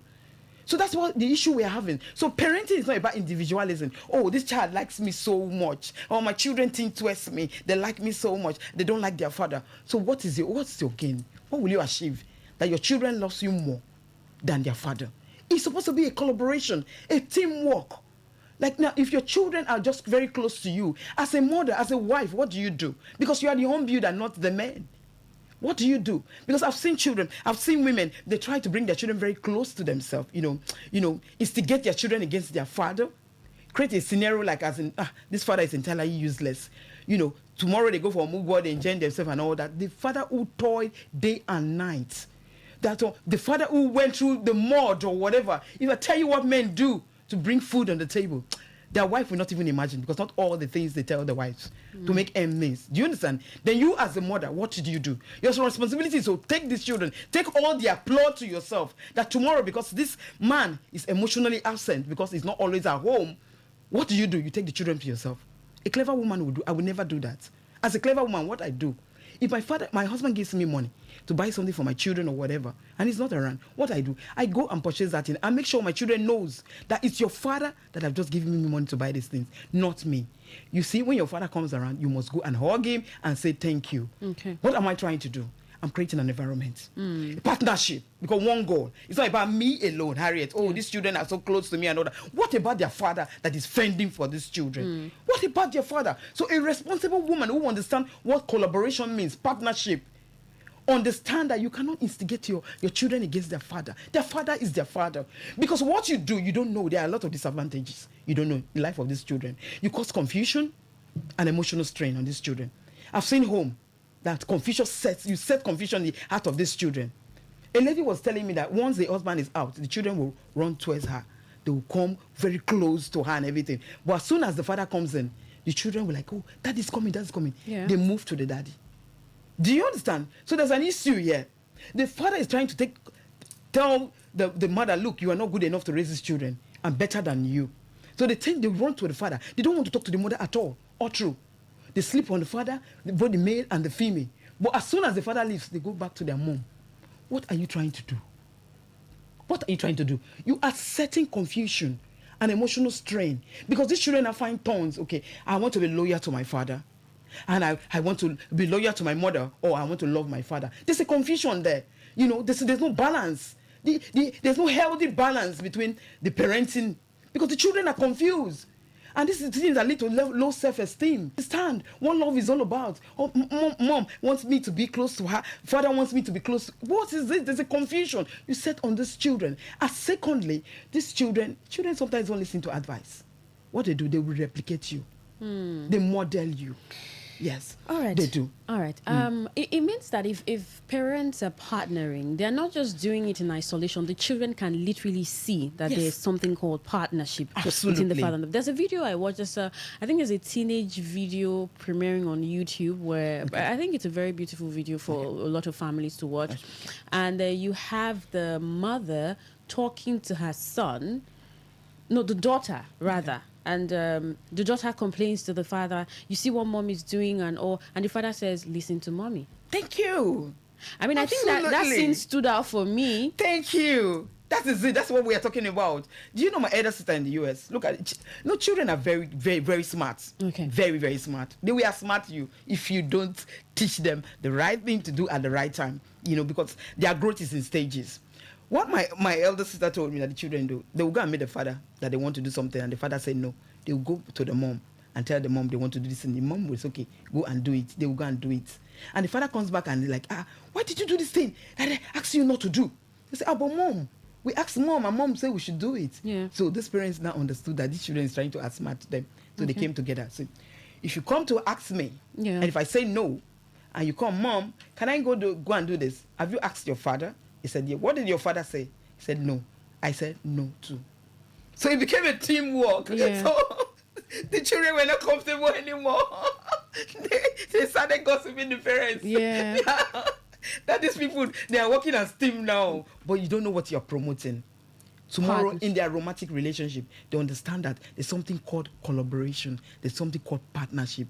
Even in their personal careers, they can work with any other person because they understand everything is about team spirit, teamwork. So you don't know what you're projecting, because the first learning ground for any child is the parents' home. It's the parents' home. It's anything they learn from the home, they take outside. So if you don't impose in them, imbibe in them the right moral codes and standard of value now, these children, the society will not be friendly with them. The society will teach them. And I bet you will not like it. Is it difficult for parents to partner? Because we're talking about partnership for parenting. It means that there are parents who may be finding it difficult to partner or don't even understand what partnership is. Yes. Why is this? Yes, that's what I'm saying. Look, before getting married, there are a lot of critical things you need to put in place. There are a lot of questions you need to ask. It's not about sleeping with this woman. Oh, I like this woman. Sexually, this woman can satisfy me. No. Love sometimes will die. Do you understand? If you don't protect it, if you don't nurture it, love will die natural death. So sometimes a basic questions you need to ask, because love will fail. When love fails, what happens? What will sustain that relationship is those questions you asked before time. Before you even get married, you want to talk about your children. You want to have children? Yes. How many kids do you want to have? You talk about it. 2, 3. Okay. What about the parenting style? What do you know? What are you bringing to the table? We all have an individual strength as women. We are bringing to the table as men to the table. You ask this question. It's possible the way you were raised was from an authoritarian a parenting style. Authoritarian regime. And which they say, okay, it's one of the best. One of the best anyway. We have authoritative, we have permissive, we have neglect. You understand? Parents that were never there emotionally or whatever, literally, physically, for the children. That is neglect. But the authoritarian, the parents were there, they were supportive, and disciplinary measure was also there to checkmate the children, their excesses and every other thing. So it's possible I was not raised in that environment. I was raised in a very insecure environment, and I believe in I talk very harshly to my children. I don't believe in pampering them because I was not pampered in any way. No emotional support or whatever. Your children come to you, they want to talk to you. You don't want to listen to them because your parents never listen to you. That's why it's very important you discuss with your spouse, the person that is going to be with you all through their lives. How were you raised? That's why premarital counseling comes in. It's unfortunately that we don't take it serious in Nigeria. But out there, before you get married, it's not by premarital counseling is not about, well, when you're already pregnant, you come for premarital counseling, or when you're about to wed, you come for premarital counseling. It is even before then, when you've not invested the emotions at all. Even as a single girl now, you can come for me for premarital counseling. I begin to tell you the things that are involved in marriage, what you need to know about your spouse and every other thing. Do you understand? So you begin to have that mindset. I'm like, okay, there are some certain sensitive questions I will need to ask my spouse to be. So that is the issue. Because we grow up in an environment that we don't do this, we don't know. We just dash into the institution of marriage. We don't understand what parenting is. It's a lot of responsibilities. It's not about bringing children into the world that you cannot take care of. Because God is going to ask you that the children I gave to you, what did you do with them? So it's about you being ready, understanding what parenting takes, the skills, the technical know-how. You must know when to impose the moral codes and other value time to time, and it has to be partnership. Why you see people, they don't understand what's called partnership when it comes to parenting? Because they were never raised in that way. Okay. They were never raised. Because there's something called the attachment style. And that is the relationship you have with your caregivers when you were growing up. Yeah. When you're growing up. So even in your romantic relationship, it does not change. Because that's the norms. That's the value that was imposed on you. That is what you know that is right. Yeah. It is when you now grow up, you're like, these are, look at what kind of marriage is this? I found out about my attachment style just in January. You imagine. And I was shocked. Oh my goodness, all this year. Yes. I was shocked because I think because sometimes you don't pay attention to certain things. Thank you. And I mean, the conversation of love, marriage, and family is very important. Of course. And so when I found out, I was like, I began to ask a lot of questions. Oh, is this why I behave this way? Is this why I relate this way with people in relationships and all? And I think it was a good way forward for development. So you begin to learn. If there's a character defect, I became self-aware. Thank you, self-awareness. Do you understand? Identity. So if there's any character defect, you begin to correct it even before marriage. Okay. But some people don't know. They just get into, okay, this is how my mother used to do it. That's why I tell women, if you raise your voice on your husband, your 2 years old daughter, she's watching. You think she's a child? Huh? She's a child. Yes, that's what you will say. Raise your voice. That 2 years old daughter is looking at you. The day she grows up into a romantic relationship, she will raise her voice on her husband. She will tell you that, look, this is how my mother used to do it. It's the norm. We raise our voice. We insult our husbands. Do you understand? So as a man, you lay your hands in presence of your children. You go physical in presence of your children, and they're washing. Your 2 years old son, you think he's small. He will come and hold you. Papa, leave mommy alone. You don't know what you're doing on the children. They will grow up and beat their wives as well. Because that was the norm. They feel it's normal. That was the environment they grew up from. So that's why we're having problems in the society right now. Parenting. There are a lot of responsibility attached. If you don't know the technical know-how, the skills, don't go into it. Because you don't bring children, you don't raise children. That's why we are having problems in marriage right now. Children who don't know how to give love. Who don't know how to give love because they never saw it. You understand? They treat women like rags because their mother was treated like rags. They were not given opportunity to speak. There was no supportive emotional environment. Men are actually suffering right now because the women that they got married to don't understand what they call emotional safety, emotional validation. A man is just looking for a woman who will create that environment. Okay, I'm not around. Be supportive. These men are going to look for money to fend. They are not stupid. Day and night. So as a woman, what do? You make the children understand that sometimes daddy might not be around.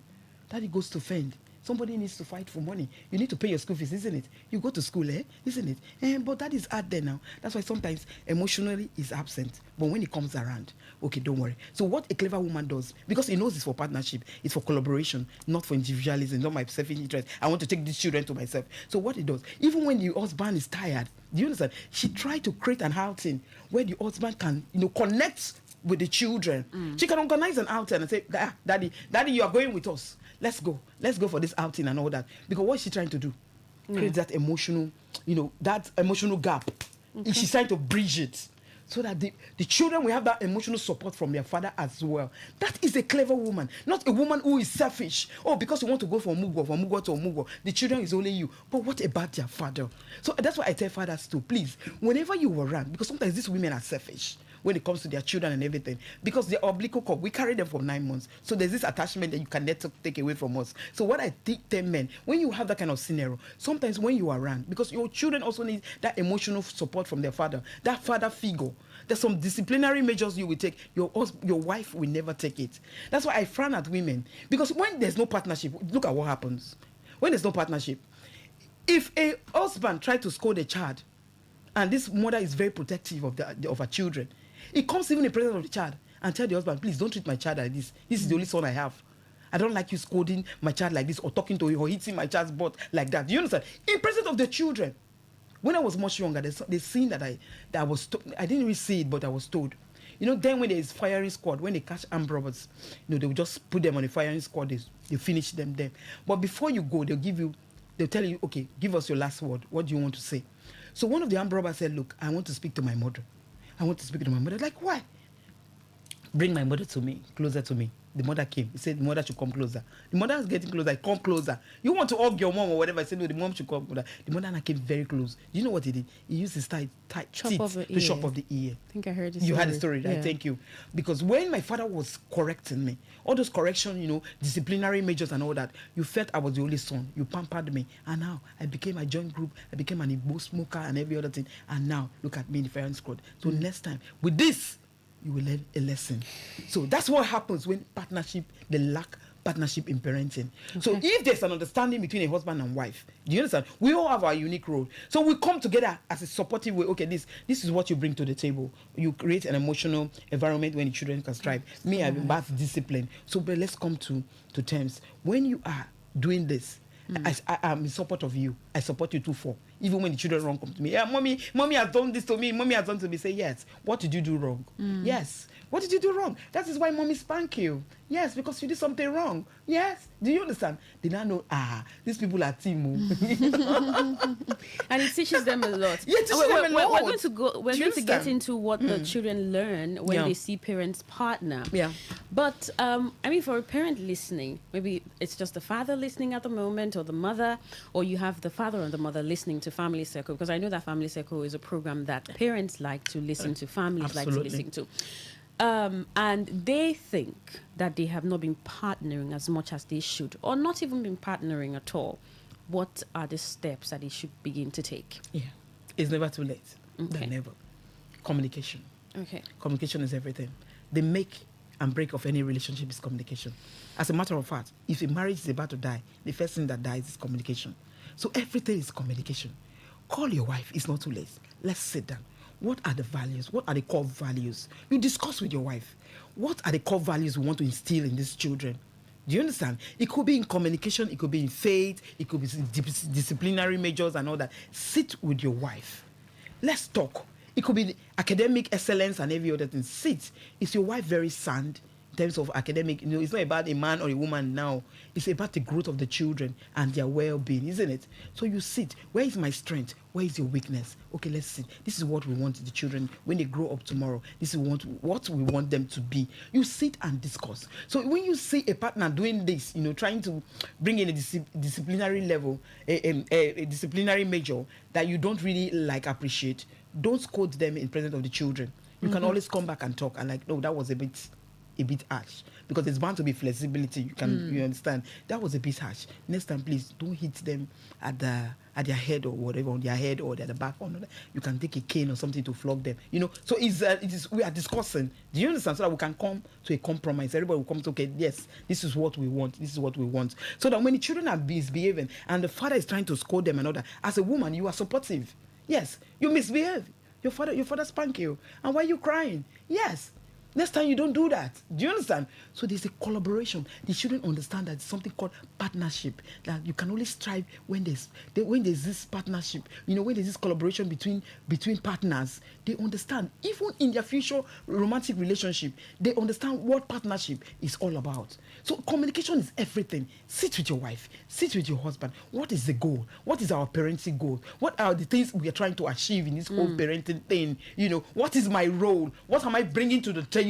What is my strength? What is my weakness? You know, your weakness, my weakness is your strength is supposed to complement my weakness. So it's a complementary role. It's not for an individual alone. That's why you see when a mother takes the children from their father, he doesn't want their father to see the children ever, because they have a misunderstanding. You don't know what you're doing to those children. That father figure will miss out. It will be missing. That even when they grow up, something is missing. Because it's a role that the father plays that the mother can never play. Even till they die. Do you understand? There is a role that the father plays in the life of a child. Do you understand? In terms of independency, you see some children, they grow, they shrink, you know, because they feel very insecure. Father was lacking. That father figure was not there. Do you understand? There's this authoritarian thing about men. You know, when it comes to the premises, you know, children want to adjust a little bit. Not that they are afraid, but they know that the father will not take this. There are things that the mother will take, the father will not take, because they are different roles entirely. But the roles should complement each other. Okay. It should complement each other. All right.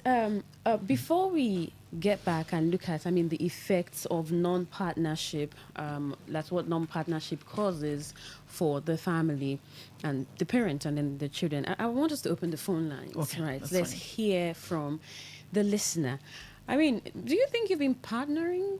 All these years with all that you have heard? Question. Do you think you've been partnering when it comes to parenting, or you've just been, doing it one-sided and all? I remember when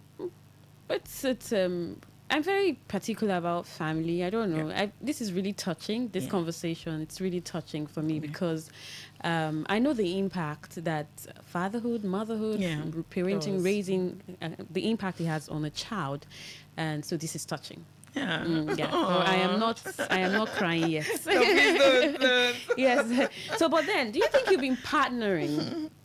You think you've been partnering enough as a father and as a mother?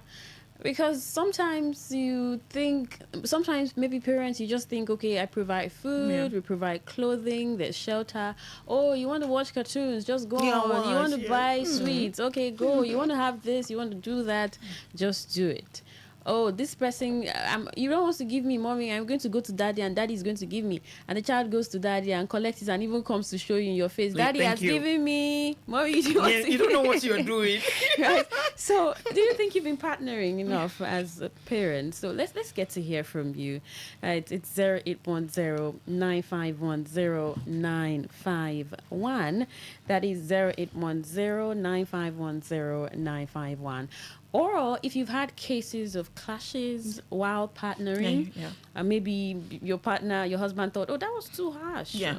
Or the mother, your wife thinks that was too lenient. Yeah. And maybe that even caused an issue between you and your partner. We'd also like to hear from you. Or do you think that you have improved when it comes to partnership in parenting? We can also hear from you. Share your stories and let's get to talk about it. We have Mrs. Harriet here who can give response to whatever question that you have or concern that you have when it has to do with parenting and partnering as parents. It's 0810-951-0951. 0810-951-0951. That's the number you can call. You can send a text or WhatsApp message to 0701-9339962. Welcome to Family Circle. Good morning. Hello, good morning. Yes, good morning. We can hear you. Godfrey is my name. All right, go on. But kindly move away from that space. I think it's a little noisy. That's okay. I am calling you from Obibu. All right, go on, please. You see, this topic is very, very, very, very touching. There is a quotation in the Bible that says that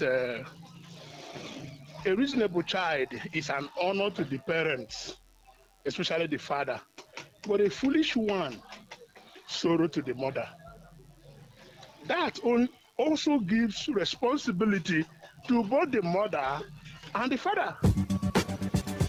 But sometimes to be a hero, it's not about talent. It's all about the information behind the talent. I'm Dr. Santa. Join me every Wednesday, 11:30 to noon on Today FM 95.1 for MTN Infocom half hour, The Last Planet. MTN, welcome to the new world.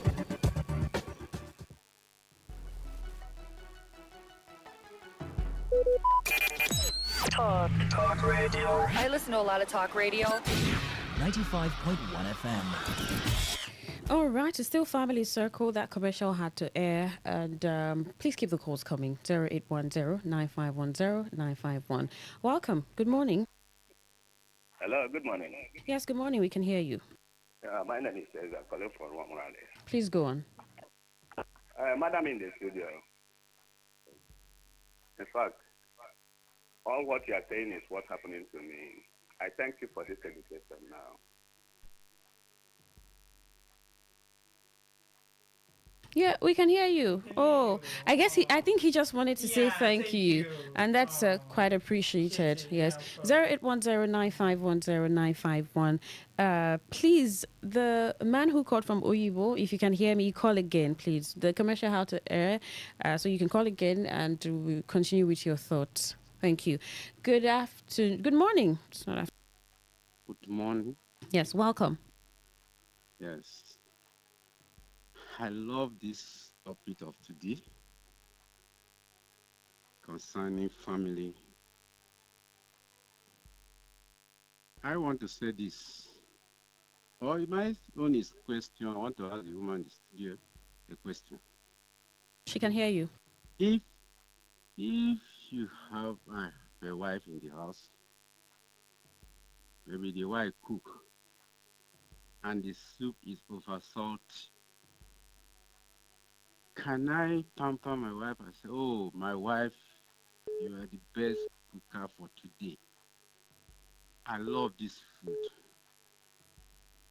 Or should I say, my wife, this soup for today is over salt? Thank you. All right. It's not related to what we are discussing, but I'm sure Mrs. Harriet to just give a response to it. Yes, You want yes. to do that now? Let me just do that, right? Because it's the food is salty. So to me, it's deceptive. Why would you want to tell her that this food is nice when you know it's salty? But something I noticed about men too, women are emotional beings.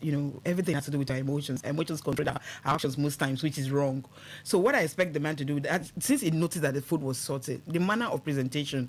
Do you understand? You can call your wife. She has been cooking. It's possible that something went wrong on that day. So the manner of presentation. How did you talk to your wife? My wife, come on. You've been cooking best meals since those. How beautiful. I love them.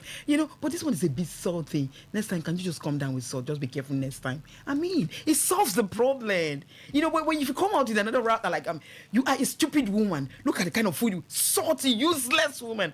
The woman becomes defensive. For crying out loud. Do you understand? So presentation skill matters. But does not also give that woman an edge to speak the way he needs to speak to the husband. Your husband is also your spiritual head.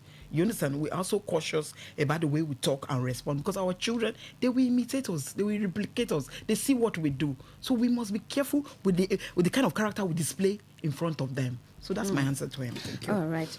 There is a message. Keep the calls coming, right? 0810-951-0951.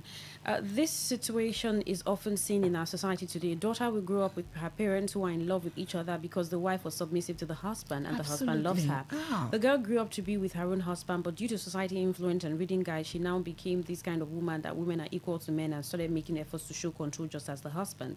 They started having issues in her home because of control. Who will be in charge? Man and woman is equal, so don't have to control me, even when she's not being controlled. Who will blame in this? Who would we blame in this situation? The society that influenced her when she got married, or the parents that didn't make the marriage practices sink into her, but they were teaching her while she was growing? Michael Newmort. I guess that's the question. Yeah, that's the question. Okay, the child was raised in that value, given the right values, was society and all that. I feel sometimes it might not be enough. That's why parents need to do a constant check on them. Even as old as I am, my mother is in the US for the past 20 years now. But it's just this check on me are like Afa. All the the values and everything. I hope you're taking care of that man. He's still intact. You understand? Because you can just come and meet some wrong set of friends and all those values and everything, you can just throw them in the dustbin, especially these feminists, when they come and twist you, brainwash you. Do you understand? That's why you have to be very careful. Who are your friends? Who are you mingling with? Do they have same values with you and all that? If they are not, please disassociate yourself with them, because they're not going to help you. Yeah. This person says, at what stage in a relationship is it advisable to start counseling? TM from Oyibo. In a relationship? Yeah, at what stage? Before you start investing in emotions. Okay, so you do individual counseling? You go for your counseling? You can go for your counseling. You can you can come together if you want to, but don't invest. If you invest your emotions, you'll be biased. When you come in, somebody telling you that this man, are you seeing it in he wrote here and all that, you're like, you're already in love with this guy. You've invested your emotions already. But when you just at in the initial stage, do you understand? You see this guy, there's a chemistry already. But you've not invested any emotions. But there's a flow, there's a chemistry, and you can see it, configure.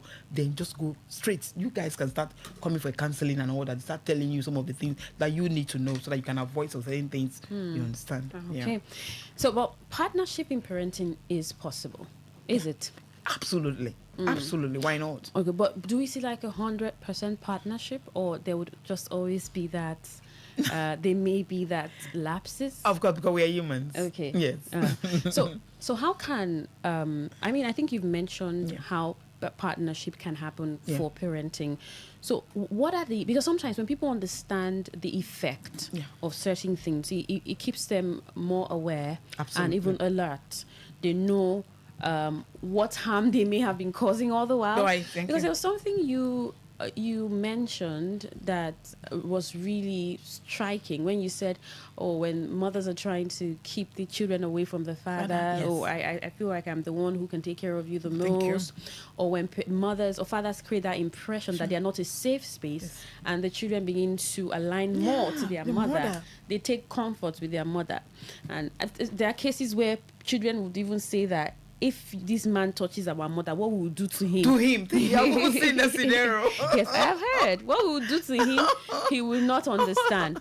So, and maybe a lot of families may be partnering in a number of other ways, maybe financially, emotionally, and then, just different ways. But when it comes to parenting. It's like, but how can partnership be active when you have a parent who is almost not always available, maybe because of work or any other circumstance? Yes, that's where what I said earlier. That's where the role of the woman comes in or the man comes in to cover up.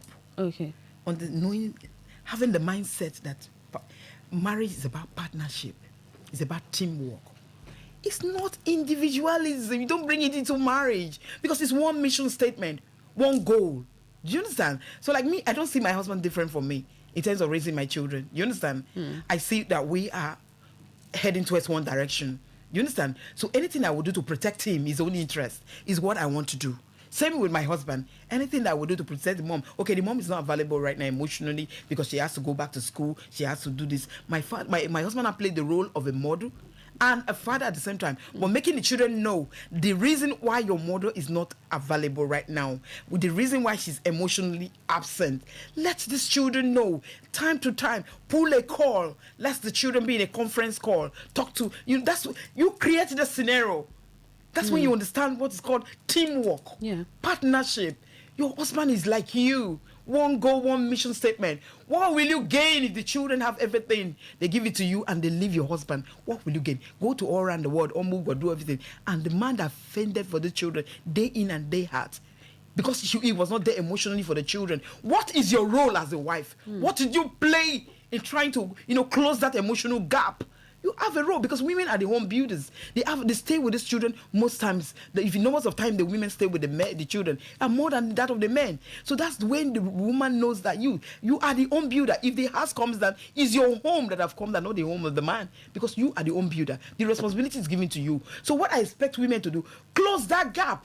And as you're closing the gap, make sure your husband is aware. Let him know that whenever he's around, he must provide that emotional support. Because you cannot tell me 365 days, this man is always out.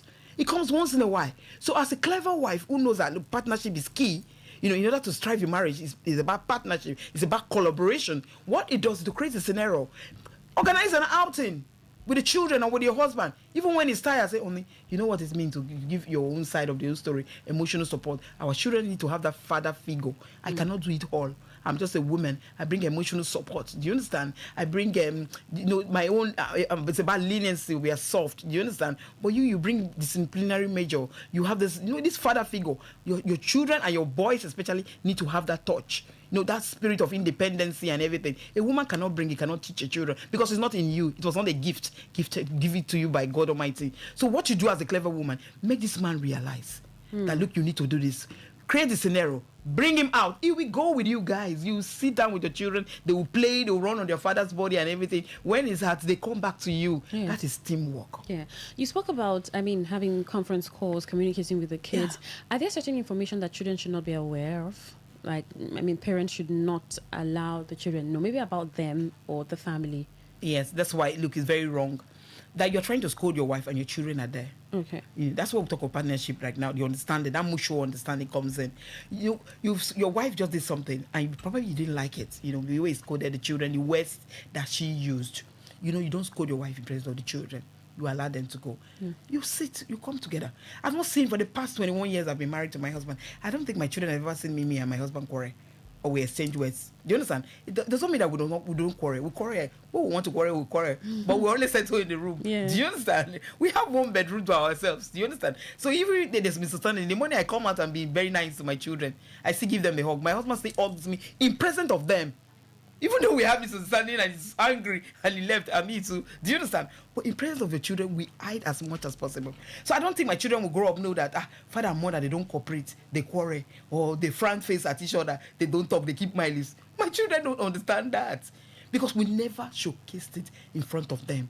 So there are things you don't do in presence of your children. You don't let them know. Even when they are misunderstanding, hide it. Because these children, it will affect them in their romantic relationship. And that's the problem we're having today in marriage. All these issues you see in marriage, all these are parenting styles. The relationship these children have with their caregivers as they were growing up. Do you understand? This is the effect. There are lots of disadvantages. If you lack that partnership pain, it is me alone that the children know. So what will you gain? I was asking the woman, what will be your gain? As you were just having this negative impression, castigating. If you see what she was saying about the husband to the children, I came and I'm like, no, you don't do this. You don't do this. This is your husband, still your husband, and this is the father to your children, whether you like it or not. Even if he wasn't a husband, he's a human being. He's a human being. Sometimes you we don't. like to tear people down and Because we want favor. Yes, we want to. All right, so let's talk about the effects of non-partnership. I mean, parenting. So because you are mother, father, and you're doing this together and you've not been doing it, what could have been possible effects that it's had on the man and the wife, that's the partners, and then the children? We can begin with the man and the wife, and then we can go to the children. Okay, for the man and the wife, because now we're talking about parenting, so let's really stress the effect on the children, because we're talking about parenting.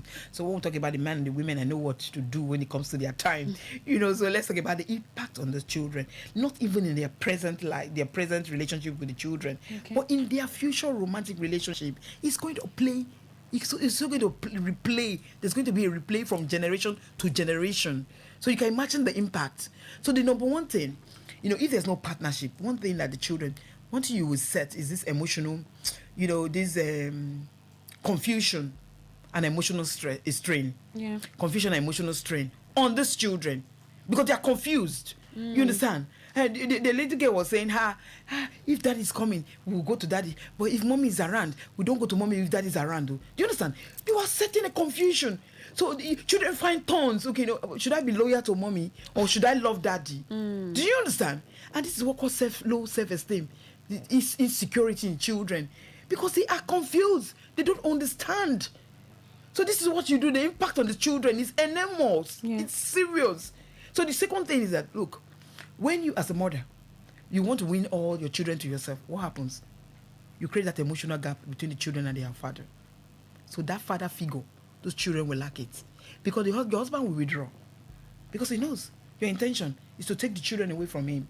So you will create an emotional gap between the parents, between the father and the children. And the children need that father figure in their lives.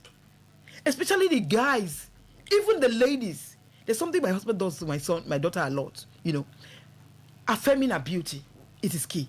Oh, you're beautiful, you look good today, I like what you're wearing. So my daughter knows, even when she grows up, any man cannot come and deceive her. Because she tells me, you are beautiful, and so what? My father told me times with that numbers, I know I'm beautiful. Because she got that affirmation times with that numbers from the father. Do you know that? So on opposites, So if you don't do that, your children will lose that mother touch or father touch. Because sometimes father does this a lot at work. Because there's one case on my table right now. It's the father that's trying to take the kids away from the mom. And the mom is useless, entirely useless and everything. So there's a role that a mother plays in the life of these children that you cannot play as a husband, as a man. Because it's not you. It's not a gift given to you. We are coming with our strengths and our weaknesses. So it's supposed to be complementary. You bring your strength, I bring my strength. We bring it together. We raise these children. We create this emotional environment for them to strive. So it has to be both parents coming together under one umbrella to raise these children. So thirdly, your children will replicate you. They will model you. Do you understand? Children most times they don't listen to your advice. They see what you do. It's what you do. They will replicate you exactly what you're doing. That is what they will do. Even in their romantic relationship. That's why we're having problem right now. Children that were never showed love. Imagine you coming to, maybe a man coming to take my daughter that have been shown love, grew up in a very secure environment where we show love, discipline and everything. And a man who never knew love, who never understood what is called love, who never saw father and mother smiling together, coming to take your daughter. There's going to be an issue. Because my daughter expects you as a man, like a father, like our own father, to express love, to show love. But you don't know it because you were never raised in that manner. So that's the issue we are having. In fact, the disadvantages are more. Enormous. Yeah. Yes. This message says, good morning, presenter and your brilliant guest. Please help me advise me. I'm involved in a relationship with a lady for 1 month now. There is this attitude she displayed sometimes during Valentine's Day when I called her and also texted her, reminded her of our meeting, but there was no response and decided to meet her at her sister's shop. When the sister went out, though the children of the sister were there, when I was trying to know why she turned down my calls and texts because of her ugly response, I stood calling her and distanced from her for almost 10 days. However, recently she walked around where I was seated, greeted me and shook her bum with a smile. And 3 days later, she called me, but I didn't pick up because I'm still feeling the pain and the hurt and decided not to love her again. She said now she said had come calling. Please help me. What will I do? Are you still in love with this girl? Look, sometimes marriage don't go wrong. It started wrongly. This is a very wrong foundation already. Yeah. Do you understand? On Valentine's Day, she didn't pick your call. And you're trying to ask questions and every other thing. You know, some of these things we say, we get married to these people, we get to see these red flags. But because we love this person is so beautiful, you know, we become very biased in our decisions and everything. You get into it. But when you get into it, know that this same character attitude will continue. Okay. It will continue. So be very careful with her. She has displayed a red flag already. So I don't know why you are asking me this question right now. You know, sometimes when it comes to relationship matters, there can be confusion. There can be confusion, but then, you know, sometimes we see these things, but we get into it. Oh, because this woman is beautiful. Oh, this man is so handsome. Or he's rich. You know, women needs you know, financial security. You understand? Oh, this man is rich. When it comes to men, it's about beauty. You understand? So you sweep all these things under the carpet, and tomorrow you get married to this lady, and this ugly thing comes out, and you're like, hey, but you saw it. Yeah. Okay, this person says a man came to the shop to buy condom, and the child asked him what it is used for. A child of 7 was so curious to know what it is used for. The dad said it is for adults, not for small children. Small children take chocolates while the adults use the condom. The child said he wants to lick the condom. I know condoms are packaged, and you know condoms are packaged in a way that makes it look like sweet or chewing gum. Yeah. It became a serious argument between the father and the curiosity of the child until he shouted at the child. As a parent, how do you solve this kind of curiosity from your child? I called the man back and told him that he shouldn't go to buy these kind of things and alcohol with children because they would always want to know or test or taste. Which other ways can you advise in this kind of situation? Yeah, because you don't do that in presence of kids. Do you understand? Yeah. There's certain stage a child will get to, and the things she needs to know at that time. Okay. But for now, this child is very young. Okay. Yes, so that explanation was quite okay, but then don't expose them. Okay. It's too early to start exposing them to things like you said, children to go and buy you kai, you know, give you the bottle to go and buy these drinks. The children before they get there, they open the bottle, they drink, they taste the little one inside. I think I had an experience where the father asked, drunk when they grow. Yeah, the father asked the older one to get alcohol for him. We went visiting a woman who had a baby, and then the father asked the older one to get alcohol, and then there was this younger one who's so zealous and all over the place. He opens it and was sipping. Imagine. And I was trying to stop him, but I was wondering. No, he has been going on errands. You understand? Yes. What gave him the guts to open and sip and cock it and just drop it? You can imagine. So this is what we do to these children. The children are amazing, amazing. So, but it takes a lot to parent. Yeah, absolutely. And like when you started, you said you must understand what it is before you can. So, what can parents do over time to keep themselves checked? Right, or maybe trained. Are parents not supposed to be trained or retrained? Yeah. You know, some of these attitudes, all these characters and everything, characters are learned from the environment. You understand? They can be learned, relearned, or unlearned. Okay. So you unlearn, you know. So that's why counseling is very important. Yeah. You understand? Counseling. You can see a professional. Talk to a professional. Things are going wrong. Sometimes these women just want to hear from a stranger, a total stranger that's not biased. Yeah. Because a counselor will not flog you or tell you you're wrong. No, we only give you an informed choices. You understand? This is the right thing to do. We don't give you advice. It's left for you to we're not telling you category that you are wrong or this person is right. We just play the card and tell you look, this is what is obtainable. Yes, this is what it is and all that. All right, this person says, good morning. Will you advise a man to go ahead and marry a fiancé who cheated on him even after doing introduction and paying something on the list? Something on the head. Something on the list. Would you advise? She cheated. Yes. So if you have loved him, she has loved you enough, she wouldn't have cheated on you. Yes. Okay. Yeah. She wouldn't have done that. Under no sequence. After introduction. She went ahead and if you go ahead, I'm sure you know in your instinct something is telling you that don't go. Okay. But because maybe she's very beautiful and you think if I lose her now somebody, I don't want to lose her for some other person. If you go in, she will shit times 10 inside that marriage because it will not change. A shitter will always be a shitter.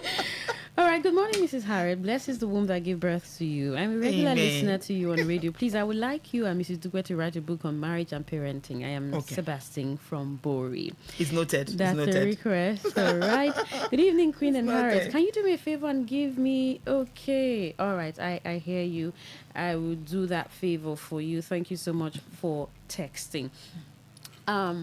I mean, are there influences that affect parenting? I mean, modern day influences. Yes. And maybe so that parents can be aware of these influences and maybe see how they can manage situations, or they're able to point out, oh, this could be why we're acting this way, and or are there those influences? Yeah, see, there's something I noticed about myself. Sometimes I use myself as an example a lot. Okay. If we don't have the same values, same core values, you cannot be my friend.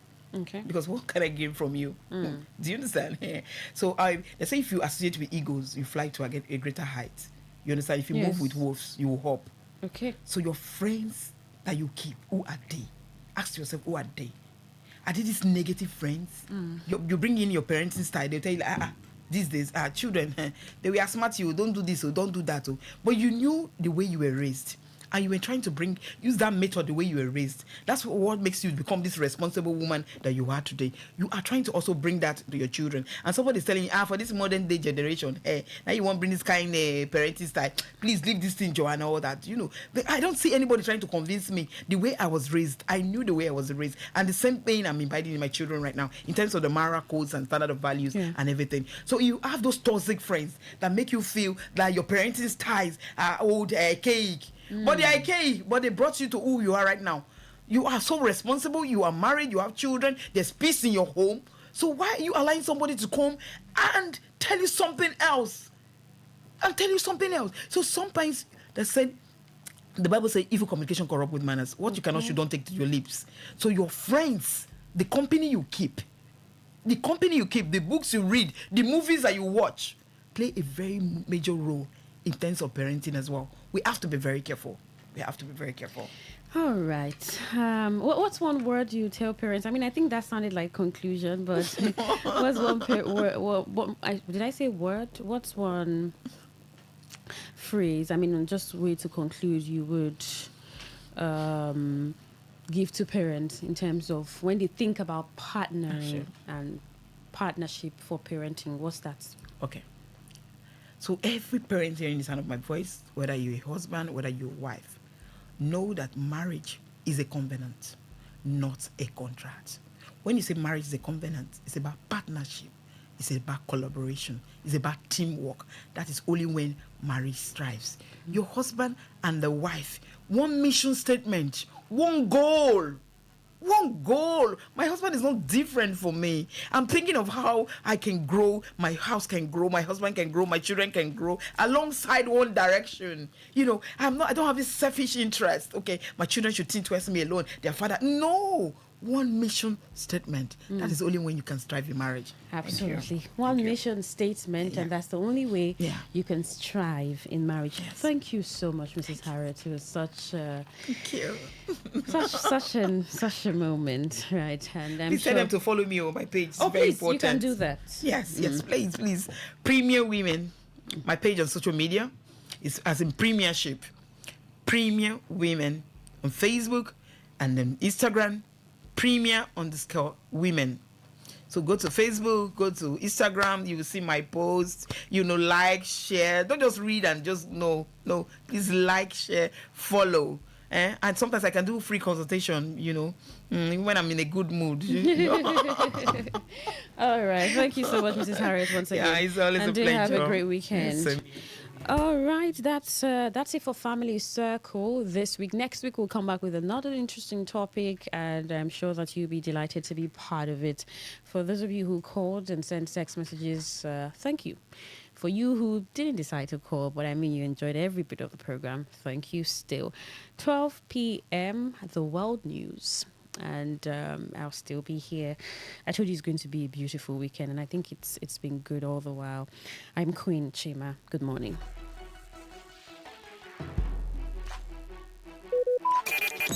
Talk radio. I listen to a lot of talk radio. 95.1 FM.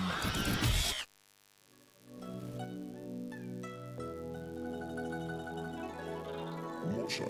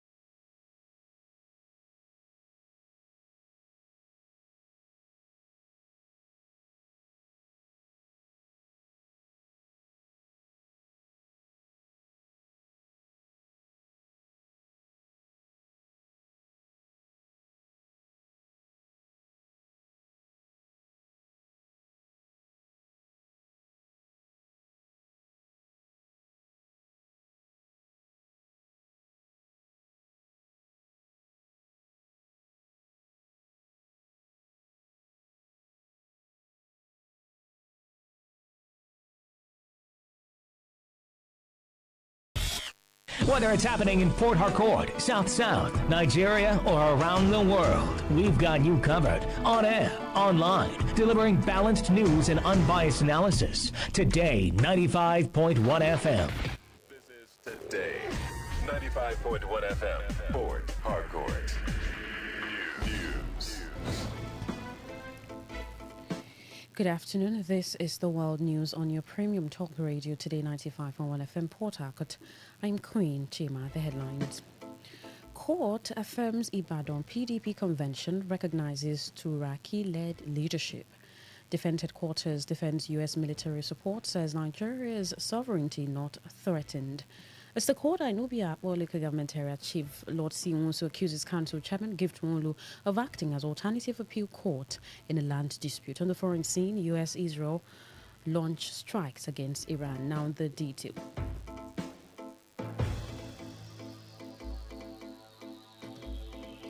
An Oyo State High Court sitting in Ibadan has affirmed the validity of the People's Democratic Party PDP National Convention held in the Oyo State capital in November 2025, which produced Kabiru Tanimu Turaki as the party's substantive national chairman.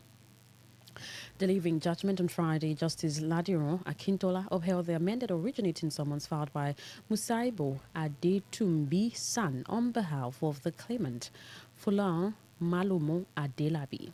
The court granted all 13 reliefs sought, holding that the convention complied with the provisions of the 1999 Constitution, the Electoral Act 2022 as amended, and other relevant electoral laws. Justice Akintola also dismissed motions seeking a stay of proceedings and suspension of the judgment filed by Sunday Ibrahim San on behalf of Austin Nwachukwu and two others. The court had earlier rejected the application for joinder, describing it as lacking merit. In addition, the ruling directed the Independent National Electoral Commission INEC to recognize and give full effect to the outcomes of the convention, including the leadership of the National Working Committee, NWC, led by Turaki. The decision is the latest development in a protracted legal tussle over the PDP's leadership following the November 15, 2025 elective convention in Ibadan.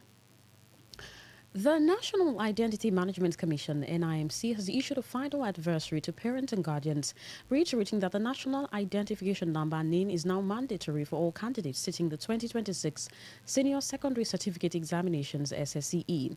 In a notice posted on its official X platform, the Commission described the NIN as a critical academic tool required for school registrations, examinations, scholarship applications, and access to other government-linked benefits. It urged parents to take immediate steps to enroll their children, stressing that the NIN is no longer optional but essential for participation in key academic and civic processes. To ease access and eliminate long-distance travel, NIMC said it has decentralized its operations through a newly introduced ward enrollment strategy.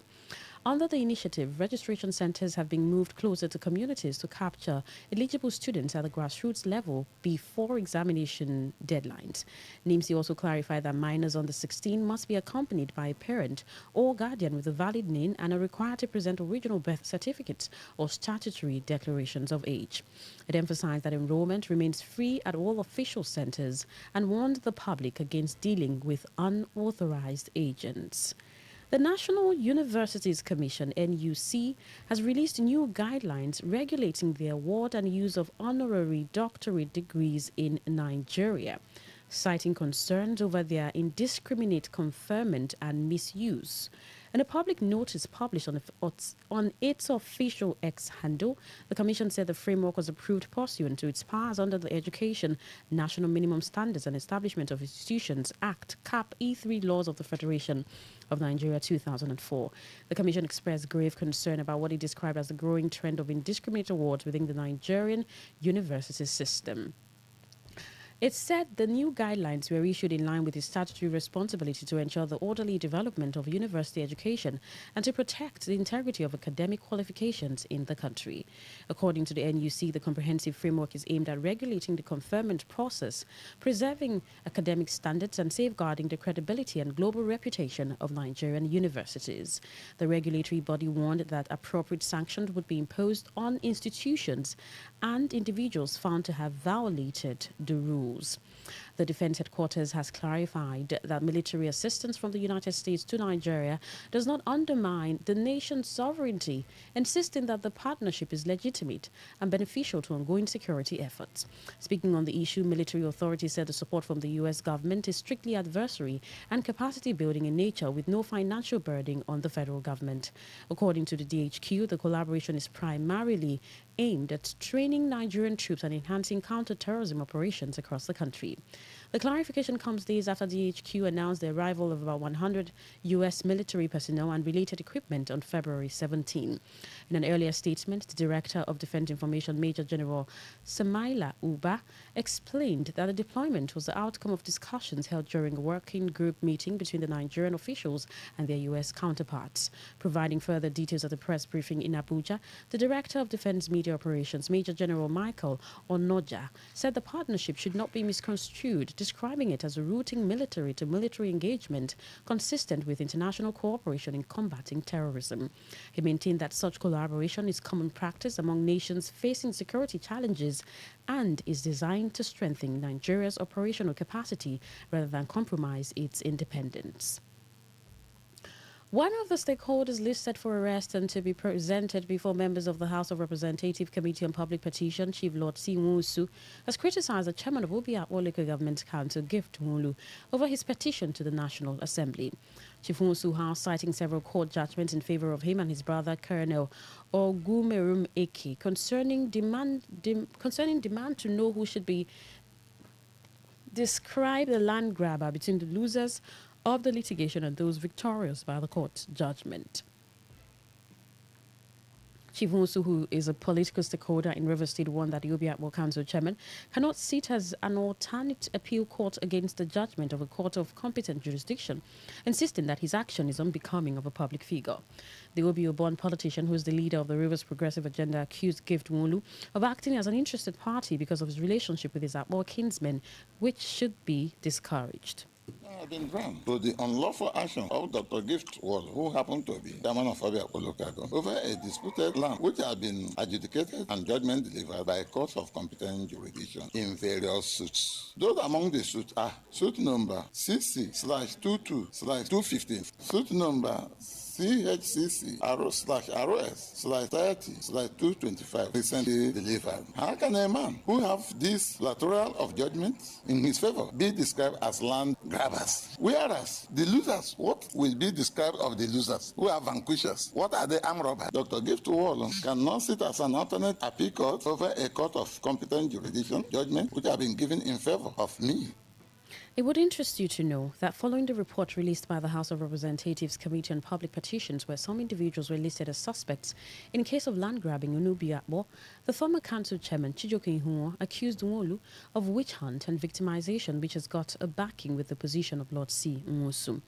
But in response to the allegations, the Chief Press Secretary to Obiakpo Council, Sirim Goodluck, described the allegation as baseless and diversionary, clarifying that the chairman only ensured that the cries of the oppressed people got to appropriate authorities. You're listening to the World News on Today 95.1 FM, Voice of the People. After the break, more news, foreign and sports stories. Do stay with us. Every day, every hour, when the big stories break, depend on our 24-hour news team to bring you the latest. Today, 95.1 FM. Well, thank you so much for staying with us. Now the rest of our stories. River State Governor Siminalayi Fubara has reaffirmed his administration's commitment to strengthening institutions based on fairness, transparency, and the rule of law. The remarks were made during the public presentation and launch of 2 law textbooks authored by Victor Nonso Enebeli in the Department of Public Law at River State University. Represented by the Solicitor General and Permanent Secretary, Ministry of Justice Vera Ndidi Dike, the governor expressed optimism that the books would enhance understanding of governance and the rule of law. Ndidi Dike emphasized that the works are not only for classroom use, but form a foundational resource for democracy and good governance. Will ensure greater understanding of the rule of law and governance. These subjects are not just subjects for the classroom, but the bedrock of our democratic society and the backbone of good governance. The government of Rivers State is committed to strengthening institutions based on the principles of fairness, transparency, and the rule of law, the very core of what these books address. His Excellency congratulates the author, Victor Nonso Enebeli Esquire, PhD, for these invaluable intellectual resources.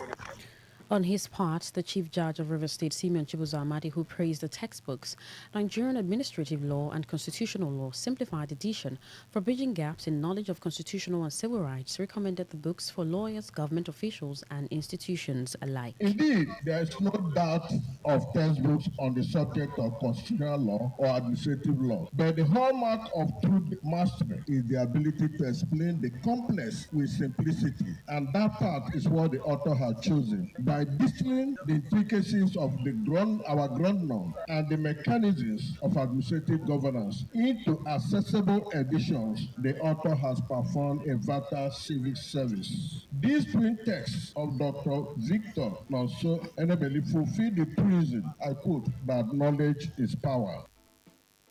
Representing the family of former River State Governor Sapito Odili, the immediate past State Commissioner for Health, Adeze Ore, highlighted the importance of the books for officers, legal institutions, and government at all levels to promote a better society. For authoring these two books, which are being publicly unveiled today. As the book reviewers and the public lecturer alluded, and of course, as Mom had mentioned in her foreword on the book, the simplified edition of the Nigerian Constitutional Law, it is not just a theoretical contribution, it is also practicable. And what we anticipate is that this book's use will go beyond the legal spheres. Author of the books, Victor Nonso Enebeli, thanked the state government, judiciary, the Odili family, and all contributors for their support in bringing the textbooks to fruition, describing their launch as a significant milestone in legal education and civic awareness. Meanwhile, President of Goini Leadership Center, Linus Okore, has advised that for Nigeria to record a meaningful progress, it must invest in young generation. Okore, who was a guest speaker at the public presentation and launch of two law textbooks written by a senior lecturer, Department of Public Law, Faculty of Law, River State University, Victor Nonso Enebeli, noted that technology has transformed the world. He identified 5 critical keys for transformational leadership, which he said includes vision, value, learning system, and execution mindset, insisting that leaders must have vision, human face, and execution mindset for progress to be achieved. Okore, while describing leadership as an ability to inspire, motivate, and drive a group of persons towards a particular direction, with inspiration, not with intimidation, defined transformational leadership as a concept of leadership that places premium on humans, inspired by compelling vision, supported by sound principles that change the leaders and followers alike. Transformational leadership is that concept of leadership that places premium on humans, inspired by compelling vision, supported by sound principles that changes the leader and followers alike. In the process of that, what happens really is a change in the way things are done. It's a change in the ways institutions are run. It's a change in the way nations are run. And so if you look at the dimension that I'm coming from, you realize that any nation that will make progress will prioritize investment in youth leadership. Youth leadership becomes a powerhouse for transforming the future of nations. Today FM's correspondent Uchendo Ejoho reports that the president of Nigerian Bar Association, Mazia Famosigwe, a senior advocate of Nigeria, and his colleague Abdul Muhammad San reviews the Nigerian Administrative Law and Nigerian Constitutional Law Simplified Edition. The legal practitioner shared the positive impact the two books will create in Nigeria's legal system and governance if applied, highlighting the deeper focus of the books, just as they recommended to larger society. And so Nigerian Administrative Law, a simplified edition by Dr. Victor Nonso Enebeli, is a timely, well-researched and thoroughly structured contribution to Nigerian public law scholarship. The book responds directly to a long-standing need within legal education and practice, a clear, accessible, and contemporary text that explains the principles of administrative law without sacrificing doctrinal depth or analytical vigor. Taking the challenge of simplifying these intricate concepts without sacrificing depth, accuracy, or scholarly rigor, he has succeeded in producing a text that demystifies constitutional law, offering insights that are both academically sound and practically relevant. The Chief Executive Officer of Delta Technologies and Properties Limited, Stephen Nyegwa, has described the newly appointed Inspector General of Police, Tunji Disu, as a man of integrity whose appointment is well deserved. Nyegwa, while reacting to the appointment, commended President Bola Tinubu for finding Tunji Disu worthy to be appointed the IGP, considering his pedigree as a refined police officer who has exhibited exemplary conduct in the discharge of his duties, including as Commissioner of Police, River State Command. The Chief Executive Officer of Delta Technologies and Properties Limited recalled that in course of doing his business as a property development expert, Tunji Disu, as the then Commissioner of Police in River State, had maintained objectivity in discharging his duties despite attempt by unknown faces to malign his person. Expressed satisfaction that the Nigerian police under the watch of Disu as IG would witness a more friendly police force while calling for the support of all Nigerians to the IGP. Stephen Nyegwa called on the National Assembly, especially the Senate, to expeditiously confirm his appointment as soon as his name is submitted to the Senate for confirmation, and prayed for God's wisdom and guidance upon the acting IGP in carrying out his duties. For appointing Tunde Disu, the IG of Police, we all, as a good citizen of Nigeria, a United States eminent ambassador, which we are, we know that he merited it. By his way, he has been a CP Rivers, by his conduct and his good service in office in River State. We all know that it will time that he will be appointed as the IG of Police. We are also thanking the good citizen of Nigeria, the honorable members, that they should join him and give him a support. On the foreign scene, the United States and Israel have launched a wave of strikes against targets in Iranian cities, triggering explosions and columns of smoke in the capital, Tehran. The attacks came after U.S. President Donald Trump expressed frustration at Iran's stance in negotiations over its nuclear and missile programs. Trump said Washington's goal was eliminating imminent threats from Iran, and Israel's Defense Minister Israel Katz described the action as a preventive strike. A plume of smoke raised following a reported explosion in Tehran earlier today with two loud blasts, which were heard in Tehran. He offered the Iranian military immunity or certain death and told Iranians the hour of your freedom is at hand. Iranian state television reported that President Pezeshkian was safe and sound, and the Fars news agency said 7 missile impacts were reported in the Keshfadost and Pasto districts of Tehran. Iran, Iraq, and Israel all closed their airspaces to civilian traffic once the strikes were underway, and the U.S. embassies in Qatar and Bahrain urged U.S. citizens to take shelter. Trump had ordered the biggest military buildup in decades in the Middle East, with the world's largest aircraft carrier, the U.S. Gerald R. Ford, approaching the coast of Israel. A day after the United States and Iran held talks in Geneva, Trump said that the cleric-run state was not willing to give what we have to have. But Oman, which mediated the Geneva talks, offered a much rosier picture and said that Iran had agreed to zero stockpiling of any uranium, rendering moot the question of the level of enrichment. To end the news, here is a summary of the major stories. A high court in Oyo has affirmed the Ibadan PDP convention that recognizes Turaki-led leadership. The defense headquarters has defended the U.S. military support, insisting that Nigerian sovereignty is not threatened. We told you that a stakeholder in Obia local government area, Chief Lord Simusu, has accused the council chairman, Gift Mulu, of acting as alternative appeal court in a land dispute. On the foreign scene, you also heard that U.S. and Israel have launched a strike against Iran. That was the news, as edited by Uchendu Ijo. For comments and inquiries, please call 0818-389-2850. Send your emails to news@todayfmlive.com. You can read our stories on www.todayfmlive.com. Facebook is at Today95.1fm. Instagram, TodayFM951. X, TodayFM951. You can also join our YouTube live, Today 95.1 FM. My name is Queen Chima. Thank you so much for listening. Good afternoon. Today's news, today's entertainment, today's sports, today's issues. Today on Today 95.1 FM, Port Harcourt.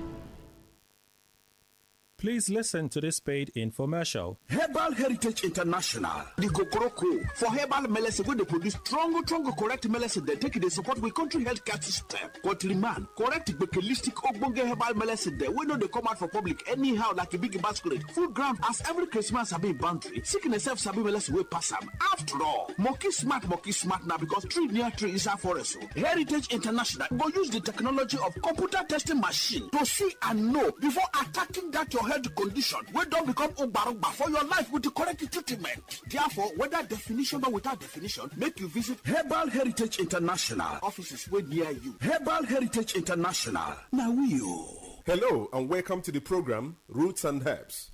Roots and Herbs is a program that discusses health-related challenges and suggests possible ways out from the herbal medicine perspective. Roots and Herbs is put together and sponsored by Herbal Heritage International, also known as Baba Yoruba. Baba Yoruba is currently having a special New Year promo package. This New Year promo package will give you the opportunity to enjoy 50% discount on all their products and services.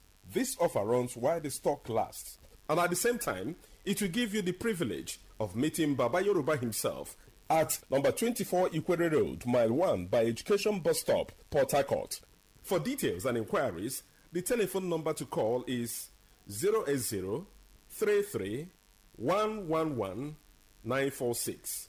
I repeat, 080-33-111-946. 080-33-111-946. Our topic of discussion is infertility, and I have with me in the studio Dr. Otumba Abiodun. Sir, you're welcome to the program. Thank you, Mr. Moderator.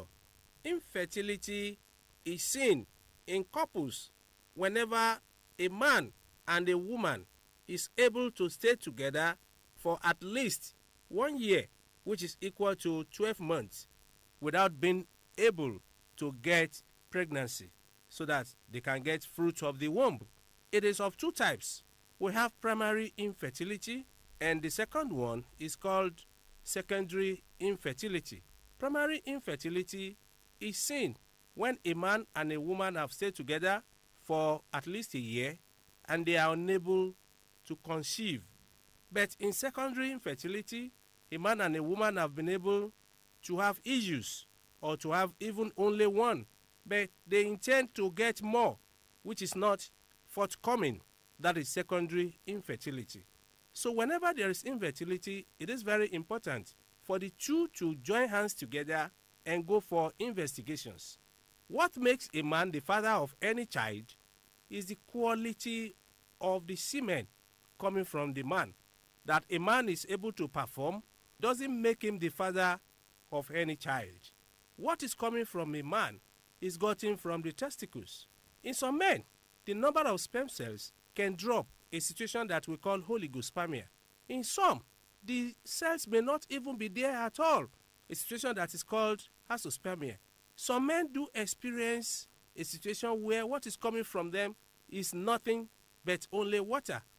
All the qualities are not there.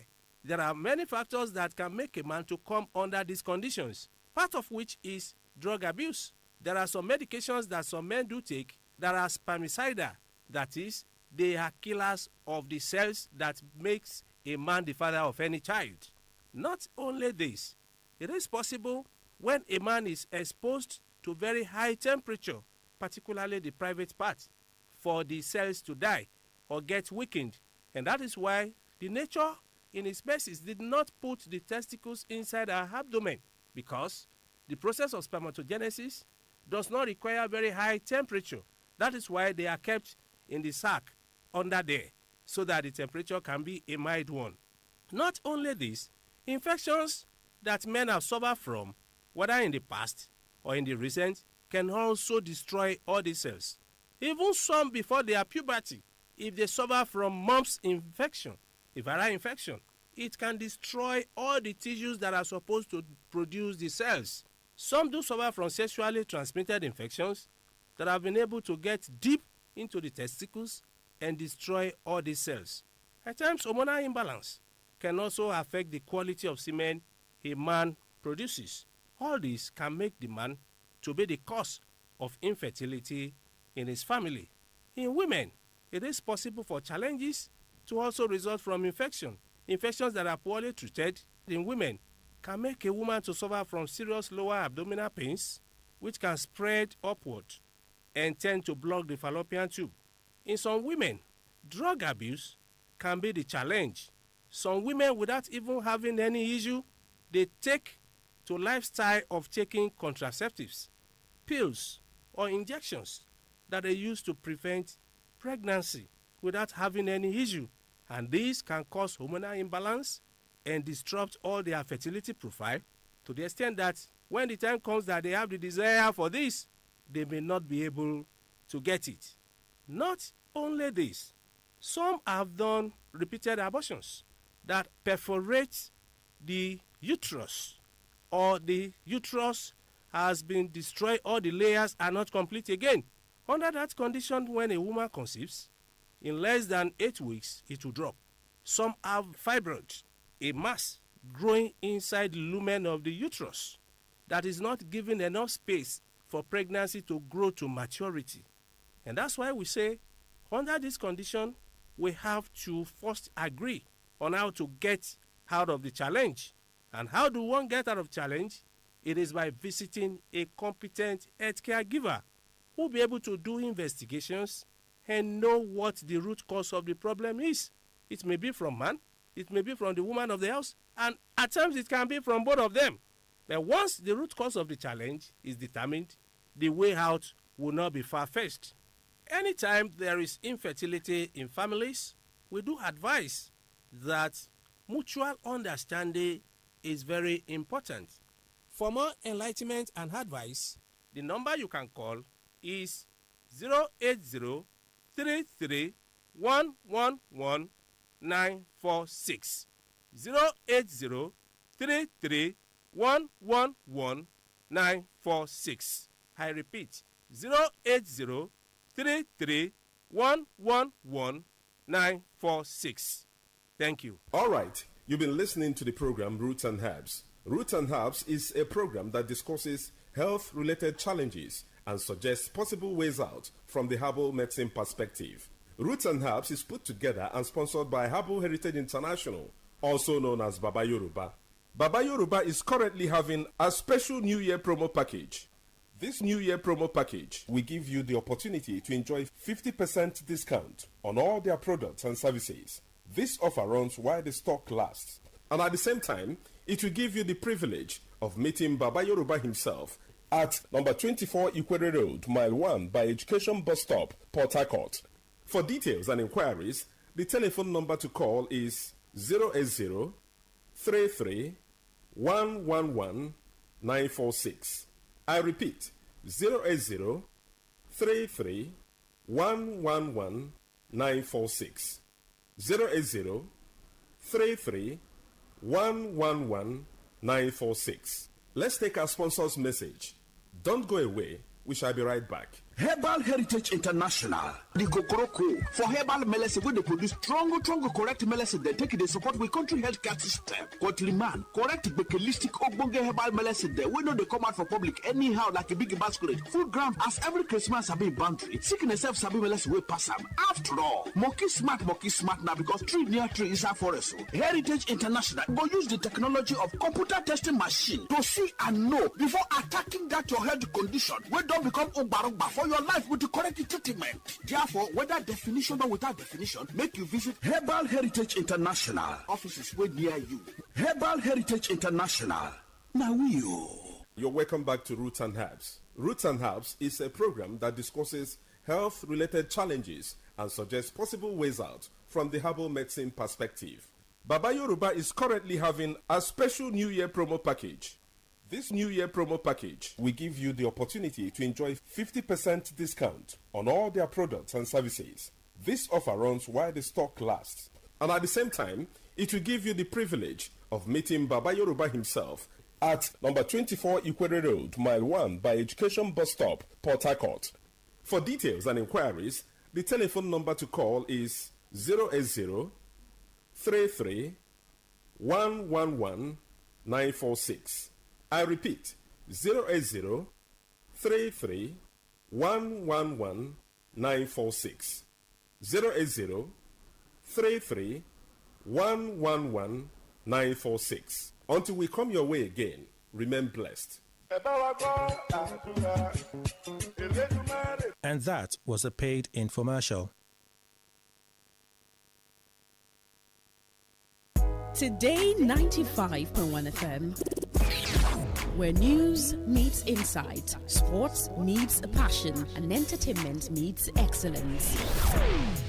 Expert analysis from seasoned professionals and our top analysts, informing, educating, and entertaining you. Your voice, your station. We are the voice of the people.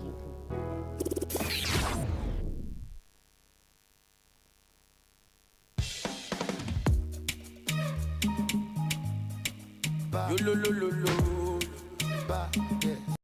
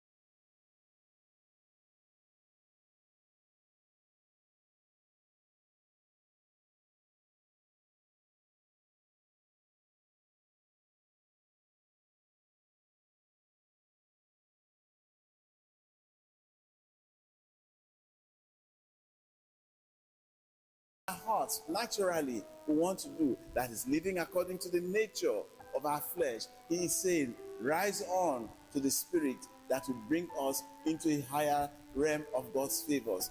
On this 10th day, let us hear this, that the Lord is saying to us, I want to know on whose path you are walking.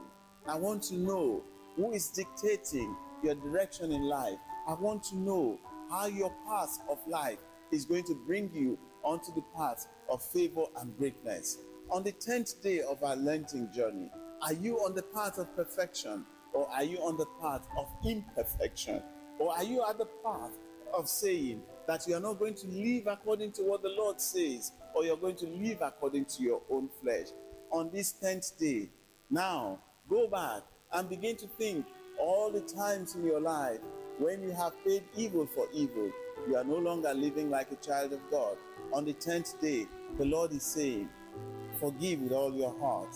Because even on the cross, the Lord forgave. And that is where perfection is. He is saying, do things, especially for those who cannot pay you, because that is where perfection is found. He is saying to us on the 10th day of our Lenten journey that our lives and our virtues must be much more than that of the scribes and the Pharisees. Our virtues must be that people will see and say, truly, that's a child of God. Truly, that's a follower of Jesus. Are you one? What is going to show that we are different? What shows that we are different is our manner of life. Hear this.